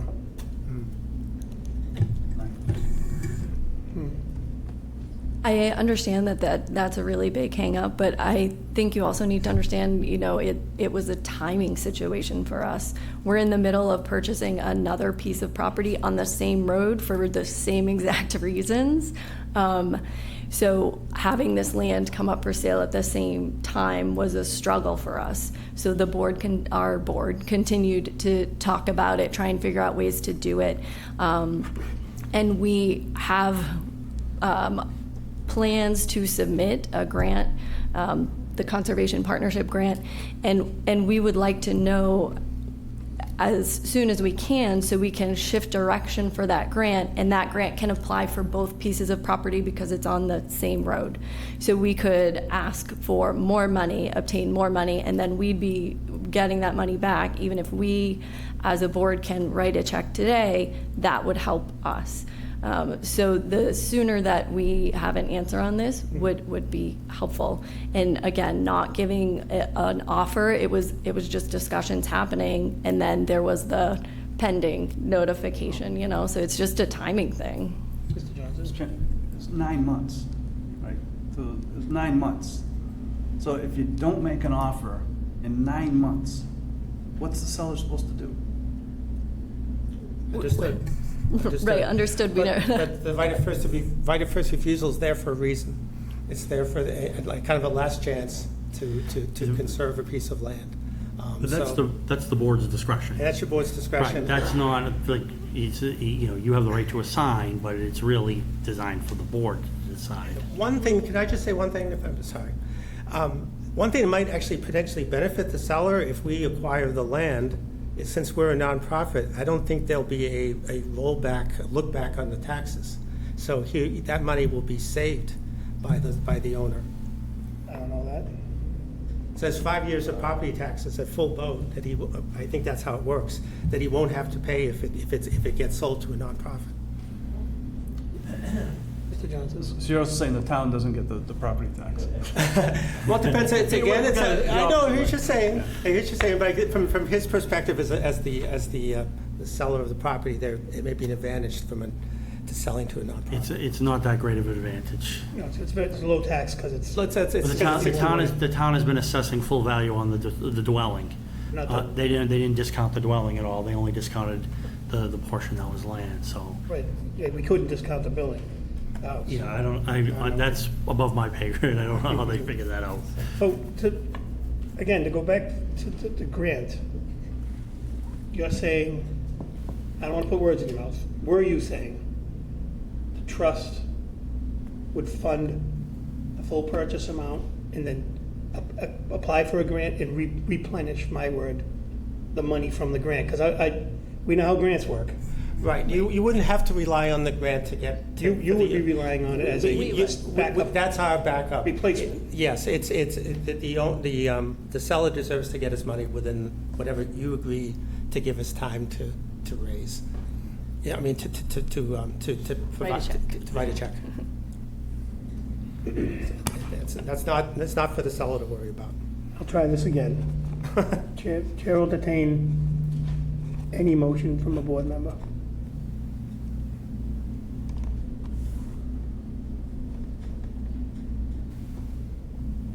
We table this till next meeting in anticipation of a document from a financial institution indicating that you have the necessary funds to pay for the property. Fair enough. So, that's a motion? Is that a question, comment?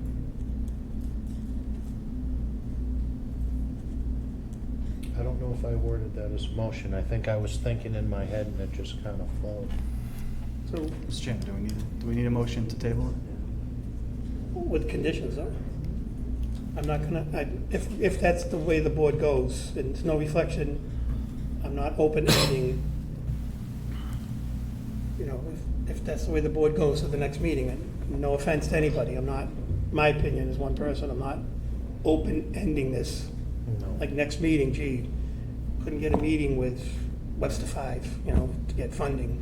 We don't want to write a check, we're trying to write a mortgage, we need more time. That's not a result I would like to see. I make a motion that we table this matter until the next meeting in anticipation of a document from a financial institution indicating that the land trust has the available funds to purchase the property for the board to consider. That's a motion. Second for discussion. Discussion, Mr. Johnson. So that gives us 2 weeks, so 9 months and 2 weeks to consider how this could go forward. Okay, I'm good with that. So, And what it is, the reason why I worded it that way is for the board to consider. I'm not hamstringing anyone to a decision. It's you go to a car dealership to buy an expensive car, they want proof of income before they let you drive it. I mean, it's just. so, one second, Janet. So my question then to the motion in the second, I would like to tighten the language up a little bit as opposed to just saying financial institution. Can we reword it so it says, letter or whatever? Keith, help me out with the language. We have an investment account. If our investment account indicates a certain amount of funds, would that satisfy you? Well, but I want that to be, That could come from that party, not from me, but from a representative of that organization. and if you don't get a financial letter, Mm-hmm. or a line of credit, or a bank, you folks have to have proof of funds. Correct. And, Yeah, it have to be available funds. and you have to have, Like an annuity for the next 100 years or something like that, yeah. no, it's gonna be cash. Okay, yeah, so there would be proof of funds from an institution. I guess I would only ask in fairness for us is that shows that we have the proof of the money, but we'd still appreciate the 90 days to actually make the transfer, because that would give us Mr. Johnson. I think if we just table it to the next meeting, and we know what the questions that have been asked, we know the answers that we're looking for. We just have we finish this discussion in 2 weeks. 3 weeks. 3 weeks? 3 weeks. 3 weeks. I'm gonna recognize the broker for the seller. I just had a question to understand. So, if we were here tonight for the waive of the first right of refusal, but you need more time to get financing, is there any reason why the seller couldn't sell it to the current buyer and then you purchase it from that buyer, should you be able to get your financing? No guarantee that the No other. guarantee I that don't that think person so. would want to sell it to us. I'm not even sure who the buyer is. Yeah, we don't even know who the buyer. It's a trust. Signature wasn't legible. I looked. I saw the scribble. Well, that's my only concern. At the next meeting, there's got to be something from you folks. Sure, Not that's just fair. Not just a proof of funding. You have to have some kind of dialogue with counsel for the Yeah, seller. I don't want to get into this situation where even if they provide proof of funds, and like I said, I have no problem with the land trust at all, but if they provide proof of funds, you decide to say, okay, we're going to assign this, and then they want an additional 90 days after that for me to come up with an agreement. Like the way that my understanding it should work is if you assign, we do a purchase and sale agreement, and we fulfill the contract within 90 days from that. You know, I don't want to go another 90 days and then sign a purchase and sale agreement and then do another 90 days. I agree. Yeah. We have, after. Like we would do an proof of agreement. funds, and we have 90 days. Yeah. Tops. Is that your industry standard, like to close on a project like this, 90 days, up to 90 days? I wish there was a standard. How about in your experience? Is that a reasonable time frame? For a typical transaction for my office, 90 days is extended. I typically would see, most residential land transactions that don't require due diligence in any way at all, 45, 60 days would probably be normal, is around 60 days or so. If they don't, with this, because it's cash and there are no conditions, it would probably be within 45 days that I would have a transaction from beginning to end. So, with the board members' approval, I would like to call for a brief recess in case counselor would like, he speaks for his client, but this was something I don't think you guys anticipated. We can do a recess, and if that's agreeable, Yeah, I'll certainly talk to him if you want. and then we'll just come back. Yeah. I'm not gonna call the vote. Trying to be fair to the seller. So if we're gonna take a brief recess, people want to get a water outside, or stretch your legs, or we don't have any snacks to offer. Still hopping. We have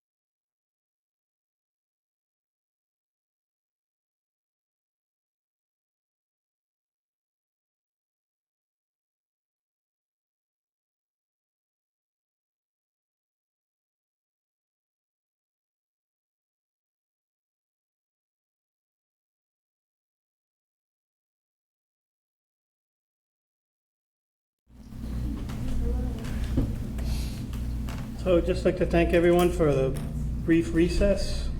We are back in session, sorry, hang on, at 8:34. Council. I talked with my client. My client informed me, I was unaware, that he is in the process of relocating to another part of the country. So him selling this land and other parcels is of high importance for his ability to relocate. So in the way he looks at it is that I don't think that he had any problem with the Dudley Land Trust buying the property from him in any way. He said to me that, they never made an offer. I kind of was hoping that they would make an offer, but I do need to get this done in the process so he can relocate to where he's moving to. So, the concern here is that we go to the 14th. At the 14th, even if there is a proof of funds available, given the fact that, that he accepted this, like there was no other written offers that came that were acceptable, either the land trust or anybody else in tonight here. He wants to get this, resolved and sold. If in fact they were going to do this, he would want, a relatively fast closing if you were willing to assign it and not the full 90 days. I don't think it would work for him financially to be able to do this. This allowed him, I think this gave him the ability to properly relocate. And maybe he wouldn't be doing this, he wouldn't be relocated if this wasn't already under agreement. So I definitely like to have you take that into consideration. He's definitely off to better parts than, Dudley and Charlton. I live in Charlton, so. Yeah, you don't have to tell us. Yeah. So, to the person, to the mover in the second, we have a motion and a second that we can call to a vote. Does anybody want to call the vote? I call the vote. Or amend the motion, withdraw the motion?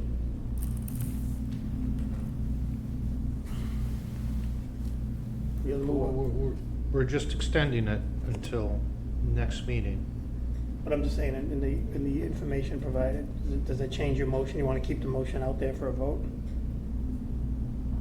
I mean, I could editorialize it a little bit. I mean, chop chop, let's go. Mm-hmm. That's it. I don't think I want to change anything. I mean, As a second, you comfortable with the motion that was presented before? Yep, I want 3 weeks. that's it. Any comments, concerns from anybody else? I'm inclined not to vote for granting an extension. Like, I can appreciate giving you more time, but I mean, especially in light of the homeowner trying to move, like, it's just, I think there's too much working against this particular situation. And as much as I really appreciate everything that the land trust does, like, I just don't think that this is the move right now, personally. So you don't have to withdraw. We can vote on what it is, and where it shakes out is where it shakes out, but I'm just letting you know I'm not inclined to vote for an extension. No hard feelings. That's Yeah. good government when we disagree civilly. It's good government. So at that point, I was going to say, I was going to ask, Jana, I think, wrote it down. I you? did not. Oh, Carrie? I wrote it down, Olivia Mr. did. Chairman. Thank you. Essentially, and this is my quick note version, Mr. Siganovich made a motion to table the matter until the next meeting in anticipation of a document from a financial institution indicating the availability of the necessary funds for the board to consider. Nice. Thank you. You're welcome. Do you remember it? Call to a vote. All in favor, state aye. Aye. Opposed? Nay. Opposed? 2-2. So now, we have two avenues. We can vote to assign the rights outright to the Dudley Conservation Trust. We can, our clock is ticking, the clock can continue to tick. We as a board can bring it up for discussion at our next meeting. Hopefully our fifth member will be here, there won't be a tie. So the chair will entertain a motion. That's the only two avenues I see right now. We can vote, oh, three, we vote not to, we vote to assign it, or we just bring it up at the next meeting when we have a third member here, a fifth member. That was kind of my motion. Well, we Mr. talked Chairman, about financing. At the next meeting, we can, they can, sorry, the ECLT can continue with their proof of funds at the next meeting, which may change the vote. The next meeting, we can extinguish our right of first refusal, and we can assign it. I mean, it essentially doesn't change, it just deadlocked our vote. They have 3 weeks to walk in next week with proof of funding and hopefully some documentation. That doesn't necessarily mean that you're automatically going to assign it, No, though. not You one could still bit. waive it Nope. if you decided to waive it, right? Correct. Yeah. I mean, I'll entertain a motion right now if the board, somebody wants to make a motion to extinguish our right of first refusal outright, but I think we would have got that motion already. Everybody's looking at me. Well, no, I'm just looking, I mean, we would have got that motion already, I believe. But basically, my motion was just to table it till the next meeting and asking them to bring how I worded it. I had my work brain going then, it's kind of starting to leave me. But, yeah, just to continue it till next week and just no obligation from us to see some financial proof that they can execute the transaction. That's the think only that's fair. piece that I added on to tabling it. The longer this goes, though, the more difficult it does become for Mike. Like, it's already going to put him in a tough spot. But I would say that, again, you signed for Chapter 61A, you have the rights of lower taxes. There is a right of first refusal has a... I understand that, but I'm gonna guess that the 61A has been in effect. I don't have the assessor here, but I'm sure it's been in effect a lot longer than the sons have owned the land. I think 2003. Right, so Yeah. to say that, I get what you're saying, but that's like saying. That's why people put it in 61A, Correct. because of the fact Correct. there's... So essentially what we just did, if nobody wants to make any other motion, chairman's privileged to table it. It will come up as discussion at the next meeting, and again, that's the only avenues I see. Do you need a motion to table it, or you I just? think if there's no objection, No objection. and like Mr. Joseph used to say, it automatically comes up on the next agenda. So table it without objection. Yeah. So basically, my motion will have. Which is which is what we wanted in the first place. Yeah. So, we took you guys, back roads. you know what you got ahead of you. It's good. No, I think it's all out in the open now, so that's very good. I mean, I can't- My client's not going to be attend. He's actually moving prior to your next meeting. So, I mean, I'll, you've spoken well on his behalf. I don't know if he's gonna have you come. I appreciate I mean, that. his broker spoke, she helped out with a lot of information. I appreciate everybody helped out. I think, I appreciate, we all been to these meetings when they get contentious, and again, I wasn't saying you, this side, that side, this side. Thank you, everyone, for the thoughtful dialogue tonight and a lot of information. I really appreciate it. Thank you. And we'll see you in some 3 weeks. people in 3 weeks. So just double check with Olivia, she'll do the agenda probably, to make sure, you'll definitely be on, but just double check with the office.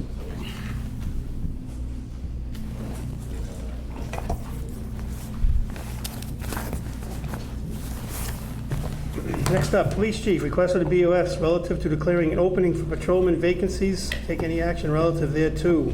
Chief Karlowitz. Good evening. During the town meeting vote just a couple weeks ago, the town approved to fund a new position, a new patrolman position. I've been advocating this since I became a chief. For over 20 years, our department has been at 16, while our town grew 25%. And I believe the board, a couple weeks ago, along with the FAA, approved and recommended this position. This is going to cut back on some overtime, hopefully, and offset a lot of the some of the forces that we have for the officers. So I'm looking for the Board of Selectmen to declare this opening so I can get the process going, effective anytime after July 1st for appointment. Chief, before we call to a vote, how do we stand on the 16th position? I know at one point there was lack of qualified candidates. So right now I have 10 applicants. Deadline was Friday. 2 of the applicants are interested in transferring, lateral transfers. The other 8 applicants are entry level. And I think it's probably because of the discussions that we've had with the collective bargaining agreement. I think that persuaded some people to reach out to us. Okay. Yeah, just brief update, appreciate it. I have, I was very surprised to get 10 applicants this time around, and including 2 that are possible transfers. So I was very happy with the outcome in such a short span of time to putting that out there. Residents by any chance? Some of them are residents and some of them are very close nearby, but the 2 applicants have a lot, the 2 possible transfers have a lot of experience in law enforcement. Good, excellent. Chair will entertain a motion to grant the chief's request. So moved. Moved by Mr. Johnson, second by Sigenovich. Any further discussion? Hearing none, all in favor, state aye. Aye. Unanimous. Thank Good you. luck, chief. Fire chief, EMS. Board of Selectmen to vote to approve updated hazard mitigation plan and take any action relative thereto. Chief Kochanowski, thank you for your patience. Good evening. ATA Antonson has the paper. I just need you to sign it. It's to approve the final of the hazard mitigation plan, all those meetings we had where we had the public hearings, and FEMA finally approved that plan, so they need the board to vote on it and sign off on it, and it'll be good for another 5 years. There's a few grants out there that are pending that need this to be approved.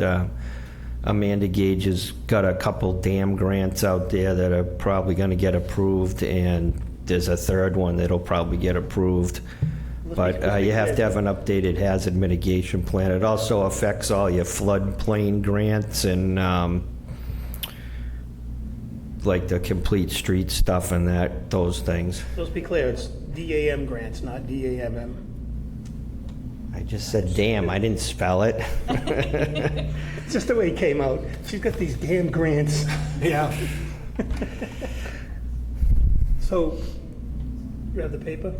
Yes. Chair will entertain a motion to approve the fire and EMS chief's request.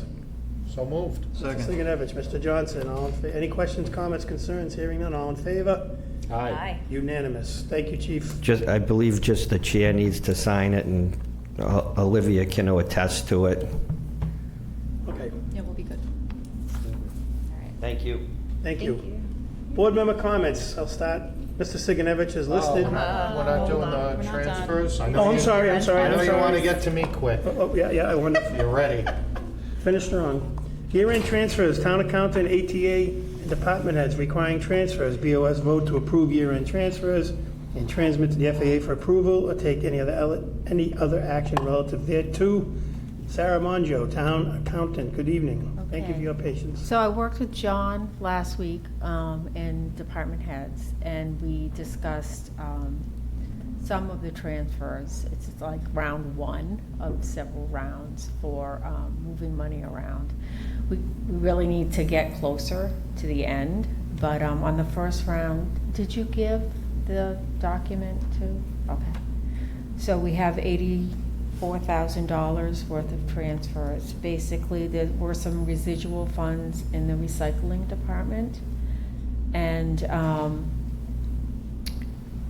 that were used, as well as the veterans' benefits. We didn't have as much expenditures paid out to veterans in the town of Dudley, and so there were residual funds, and we're using those to cover the escalated legal costs that were incurred related to Eagle Drive and contract negotiations and other matters. We budgeted $45,000 and we had $78,000 additional dollars in expenditures this year. And then we also had some escalated IT technology costs, and we used some of those funds. So there will be more. We do have some deficits on the books, but we're still working on trying to navigate the funds around. This is what we talked about today, Olivia. You said there's more coming. This is just the first That's series. correct. Okay. Okay. Any questions for the town accountant? Entertain a motion to grant the request for year-end transfers. Mr. Chairman, if I may, I believe you have to read these, or have the clerk of the board read each year-end transfer from account number, indicate the amount, and then to the account number. Will do. So I make a motion to approve year-end transfers as following. From account number 001-429-5714-0000 road maintenance of $19,000 to account number 001-123-531-0000 legal.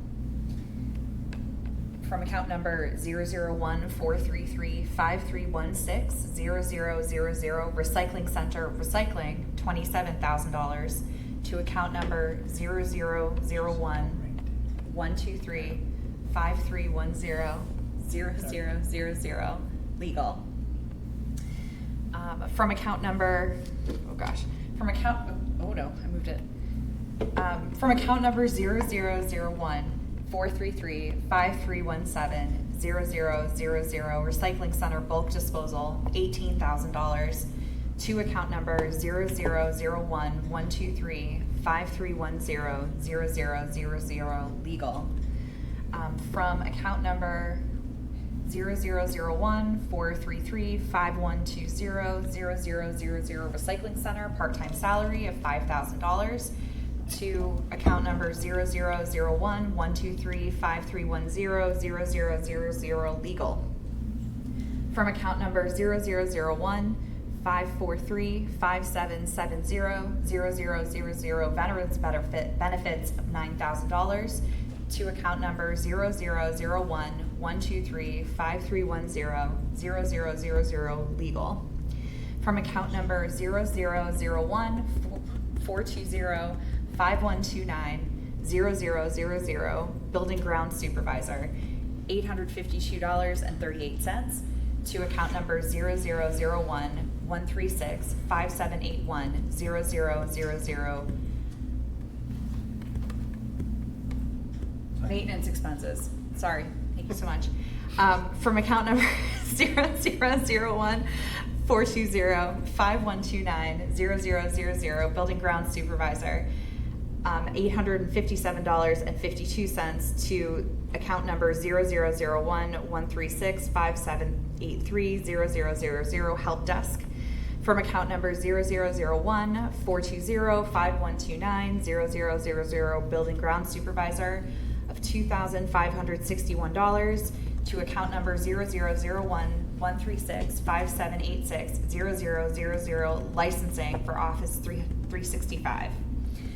And finally, from account number 0001-420-5129-0000 building ground supervisor of $2,456 to account number 0001-136-5787-0000 cybersecurity expenses for a total of $84,726.90. I so move. I didn't say that. Oh, okay, good. Second. Motion made in a second. Any further discussion, comments, questions, or concerns? Hearing none, all in favor, state aye. Aye. Unanimous.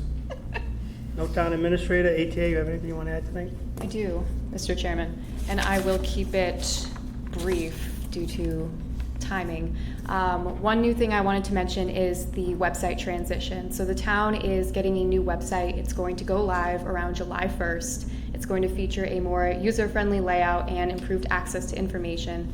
Thank you to Amanda Gage for leading this transition and to staff and department heads for completing the necessary trainings. This is an important reminder for the residents. So any residents currently subscribe to website alerts, things like when a Board of Selectmen agenda or other board agenda is posted, you might get an email about that.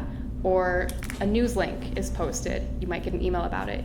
You will have to resubscribe to these alerts with the new website platform. So if you go to our new website after July 1st, there should be a notification that pops up when you first land on the homepage, and it'll prompt you to subscribe to alerts.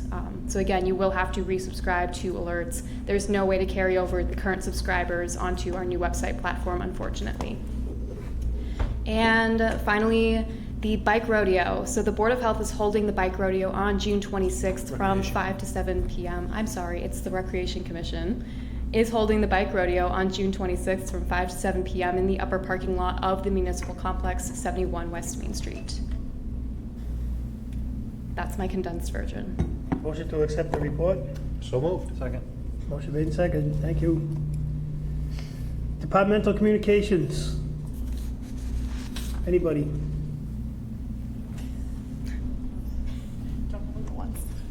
Just real quick, we had an incident last week, a fatal accident on Oxford Ave Thursday around 9:23 p.m. where a moped struck a vehicle. Unfortunately, a Dudley resident, 43 years of age, passed away due to his injuries. So I just want to remind everybody, it's summertime, slow down, pay attention, and I'll probably have more info on that for the board members in the next couple of weeks. Thanks, Chief. Thank you. Town accountant.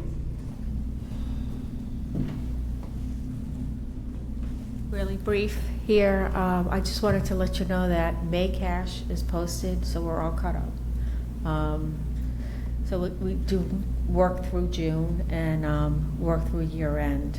Still very focused on cleaning up Vadar and moving forward into the new year. So making a smooth transition there. And also letting you know that we received $1.9 million into from the state for the MassWorks grant. So they were able to turn around the reimbursements within a month.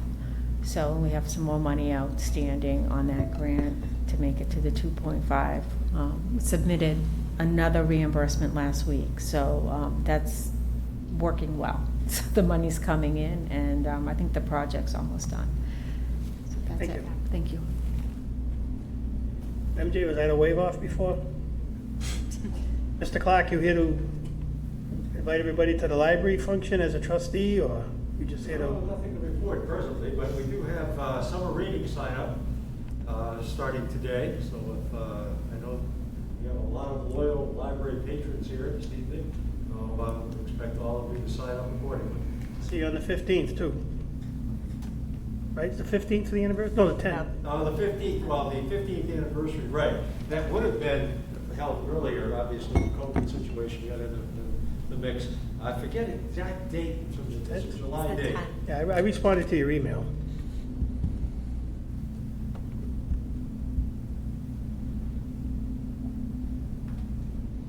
Yeah, 15th. Well, now the pictures aren't showing, of course. Thursday, July 10th, 4 to 7. July 10th, okay, so that will be a great summer festival for residents of Dudley and joining, some other communities certainly as well. So expect to see everybody and hope to see everybody there. Yep, live music, caricature artists, Oh, yes, rock. all that and above. Yeah, all that and much, much more. Much more. Good stuff. Board member comments. Mr. Siganevich, you're the one listed, so we will go to you first. Yes, and thank you for having this on the agenda. Nichols College pilot discussions. These have been going on, I've been here 8 years. It's been going on before I started here. I think it's time. So we've tried through private discussions with Nichols, through different administrations, and it's been like a roller coaster. Yes, and then now we can't afford it. Yes, no, we can't afford it. So I did some research. And during our discussions, we had offered them where they had said they didn't have money, they were in debt. We had offered them to have it as a student fee, somewhere around $100, $200, I forget the exact amount.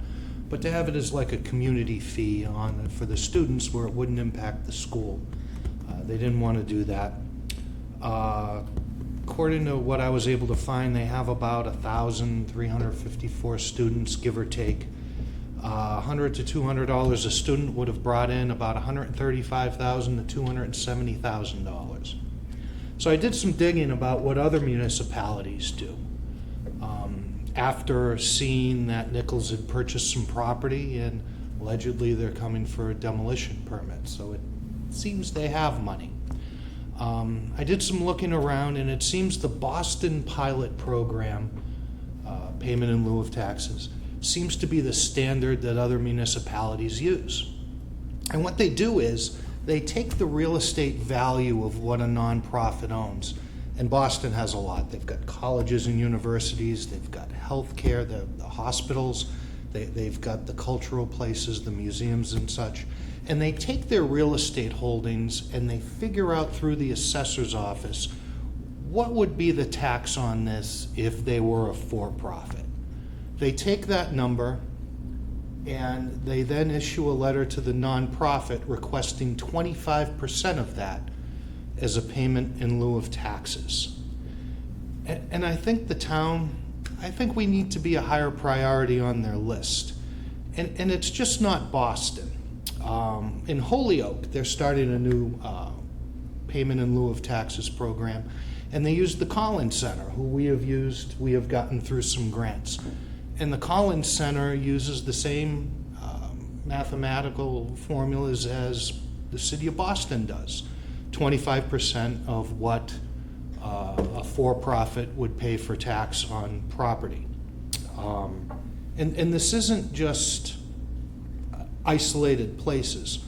According to the Lincoln Institute for Land Use Planning, about 1/4 of Massachusetts municipalities have pilot programs.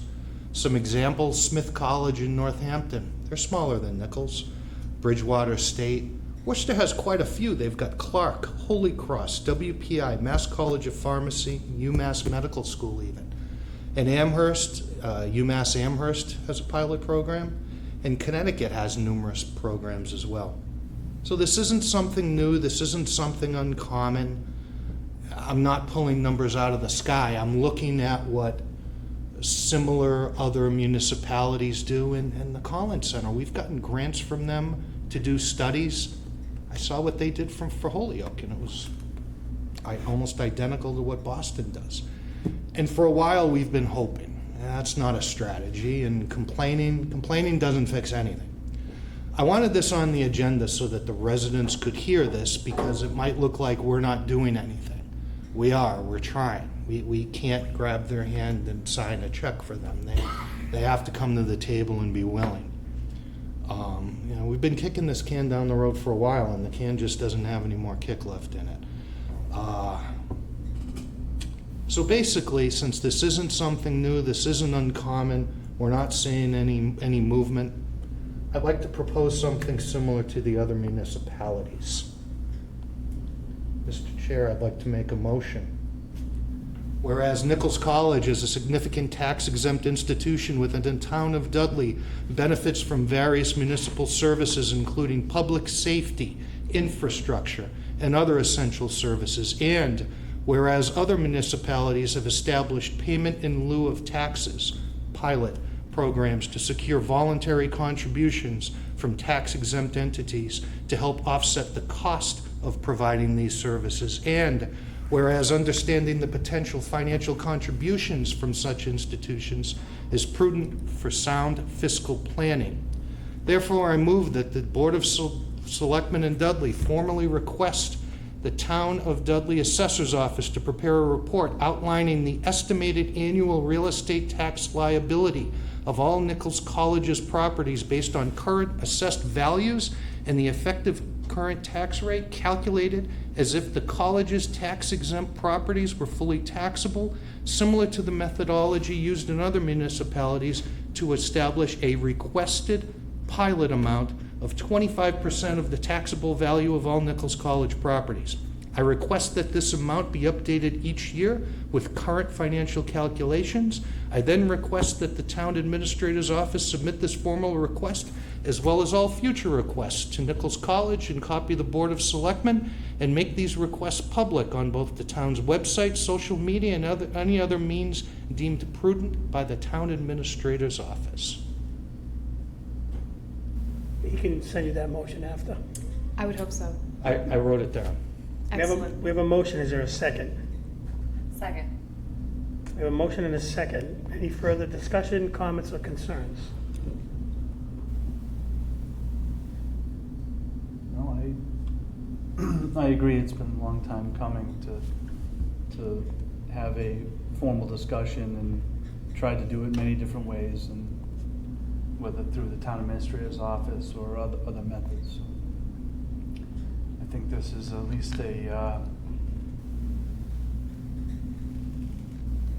it's a mathematical exercise to have a better formal discussion. So, if I could editorialize it a little bit, unless you were going to go. No. I'm sorry. Well, I was just going to add, Terry made mention, there was a real estate transfer effective May 7th, 2025 for $345,000 to Nichols College, the adjoining property next to them.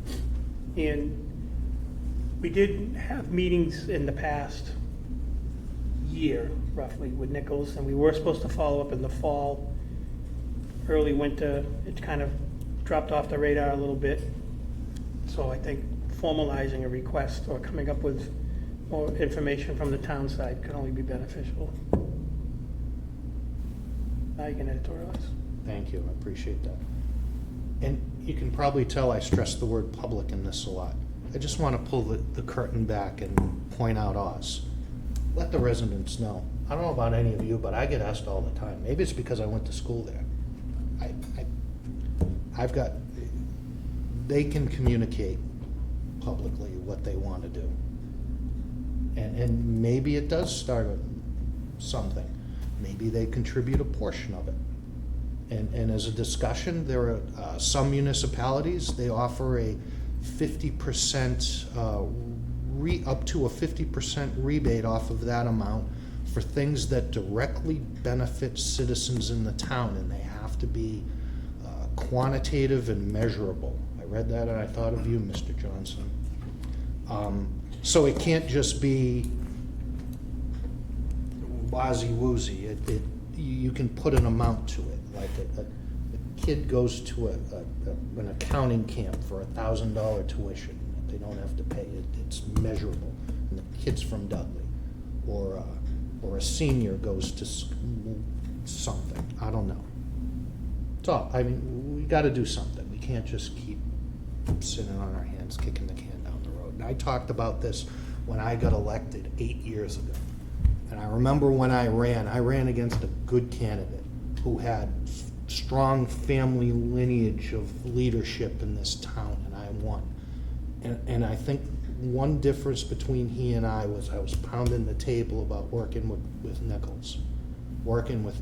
And I kind of eats at me that nothing's happened. Mr. Clark, I'll give you.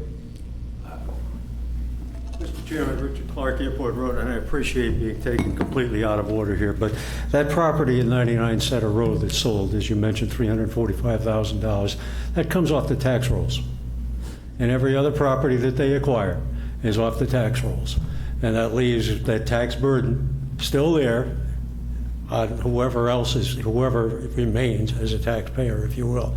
We've kind of, if you look at it realistically, we've effectively deeded to them that section of Center Road. I think anybody driving through that area would assume that's part of the campus, not a public way. And in fact, it is a public way. The work that's been done at the end of Airport Road adjacent to the golf course, if you remember back in, I think it was April of last year, the then town planner referred to that as primarily for the benefit of Nichols College students. So the town has done a number of things, somewhat incidentally and not intentionally, but we have been good neighbors, I think, as far as Nichols is concerned. I can't remember a time when they've come before the board requesting parking permits or whatever entertainment licenses they needed. They've always been granted. I don't recall it ever, I mean, the votes have not always been unanimous, but there's never been a refusal. So I think it's been a little one-sided and might be time to kind of balance the scales. And I appreciate Mr. Siganevich, and I thank him very much for the research that he's done. You know, it dovetails into the discussion we had earlier, too. I know we're in a motion, sorry. With potential of nine homes on property right now that's paying a reduced tax rate on Marsh Road. Right. You know, these things have more of an impact, I think, than, you know, we look at them individually, but they all add up to at a total or at some point in the calculation. A little difference with that would be, I know they're apples and oranges, but Nichols taking a piece of property off the tax rolls, that's gone. And that's of no benefit to anyone in the town. We're at least there, if they get that, that's conservation land in the town. We can go, we get whatever the use would be, it's something. I'm not saying that 9 homes isn't significant. Now, what's that, 45, 50 grand, somewhere in that ish? Patrolman. That's not insignificant. Yeah, I just was using it as an example. Motion made and seconded. Any further comments, concerns, questions, except to say thank you, Kerry, for your research. Call for a vote. All in favor, state aye. Aye. Aye. Unanimous. Thank you, Will. Board member comments. Jana. I know we already voted, and it's fine, but Carrie, thank you for doing the research. I don't think that more information and looking at things from, you know, a concrete fiscal standpoint is a bad thing ever. Like, there's a lot to be learned from pulling this data that we've never had before. So far, it's kind of just been vibes, and hopefully once we start like pulling this data, maybe we'll be able to kind of build this relationship a little bit better with the college so that we can kind of grease the skids a little bit. Like, I would love to see the town and the college like just do more together. It's, as someone who works at a university that is constantly like, oh, it's the city at UMass, like we joke about that because the colleges take up so much space. But there's a benefit to that too, obviously, with, you know, businesses and rent and things like that. Like, we're a home for students while they're here, and we're a home for faculty members and staff members and the whole thing. So I just thank you again. I'm rambling now, but I think it's important to at least have the conversation. Thank you. Jay. It's never a bad thing to have a fact-based discussion. If you can take the emotion out of it and look at the whole picture and then dive deeper as necessary, it's always the right way to look at a potential problem. The town, we see it as it's not a punitive thing. It's a way for us to have a discussion about covering the costs associated with doing work, basically, that is incurred, right? So we look at those numbers, we look at those facts. That's the right way to go. And I would thank Olivia for mentioning the 5th annual bike rodeo. You know, there's helmets and skills, and the bikes are tuned up and they learn some skills. It's a great activity, and probably a little biased about that too, but I have volunteered a couple times. And there's no rain date from what I hear, but hopefully it goes off. I want to say too, last year, didn't they have something like 75 helmets?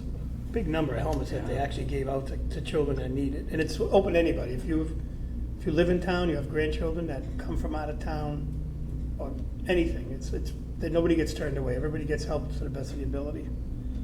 So So I just want to add, happy 4th of July for everybody coming up. Please celebrate responsibly. I mean, fire chief left, but police chief can tell you the phone starts ringing off the hook around July 1st, nonstop, and it's always a tragedy of some form. Someone blows off part of their hand, someone hits somebody with a firework. We all have done it. I don't have a glass house. If I did, I'd have no windows left. Just please celebrate responsibly. Don't lose sight of what it's for. It's for the birth of the nation, and I think more than ever we can really think about that. At this point, I'll have the clerk of the board continue her reading skills tonight and bring us into executive session. Would love to. Thank you, Mr. Chairman. I'd like to make a motion to move into executive session in accordance with General Law, Chapter 30A, Section 21, Purpose 3, to discuss strategy with respect to collective bargaining or litigation if an open meeting may have a detrimental effect on the bargaining or litigating position of the public body, and the chair so declares, Dudley Patrolmen's Association, not to reconvene into open session. Is there a second? Second. Roll call vote. Janet DeShane, aye. Jay Johnson, aye. Carrie Siganevich, aye. Stephen Sullivan, aye. Have a great night, everybody.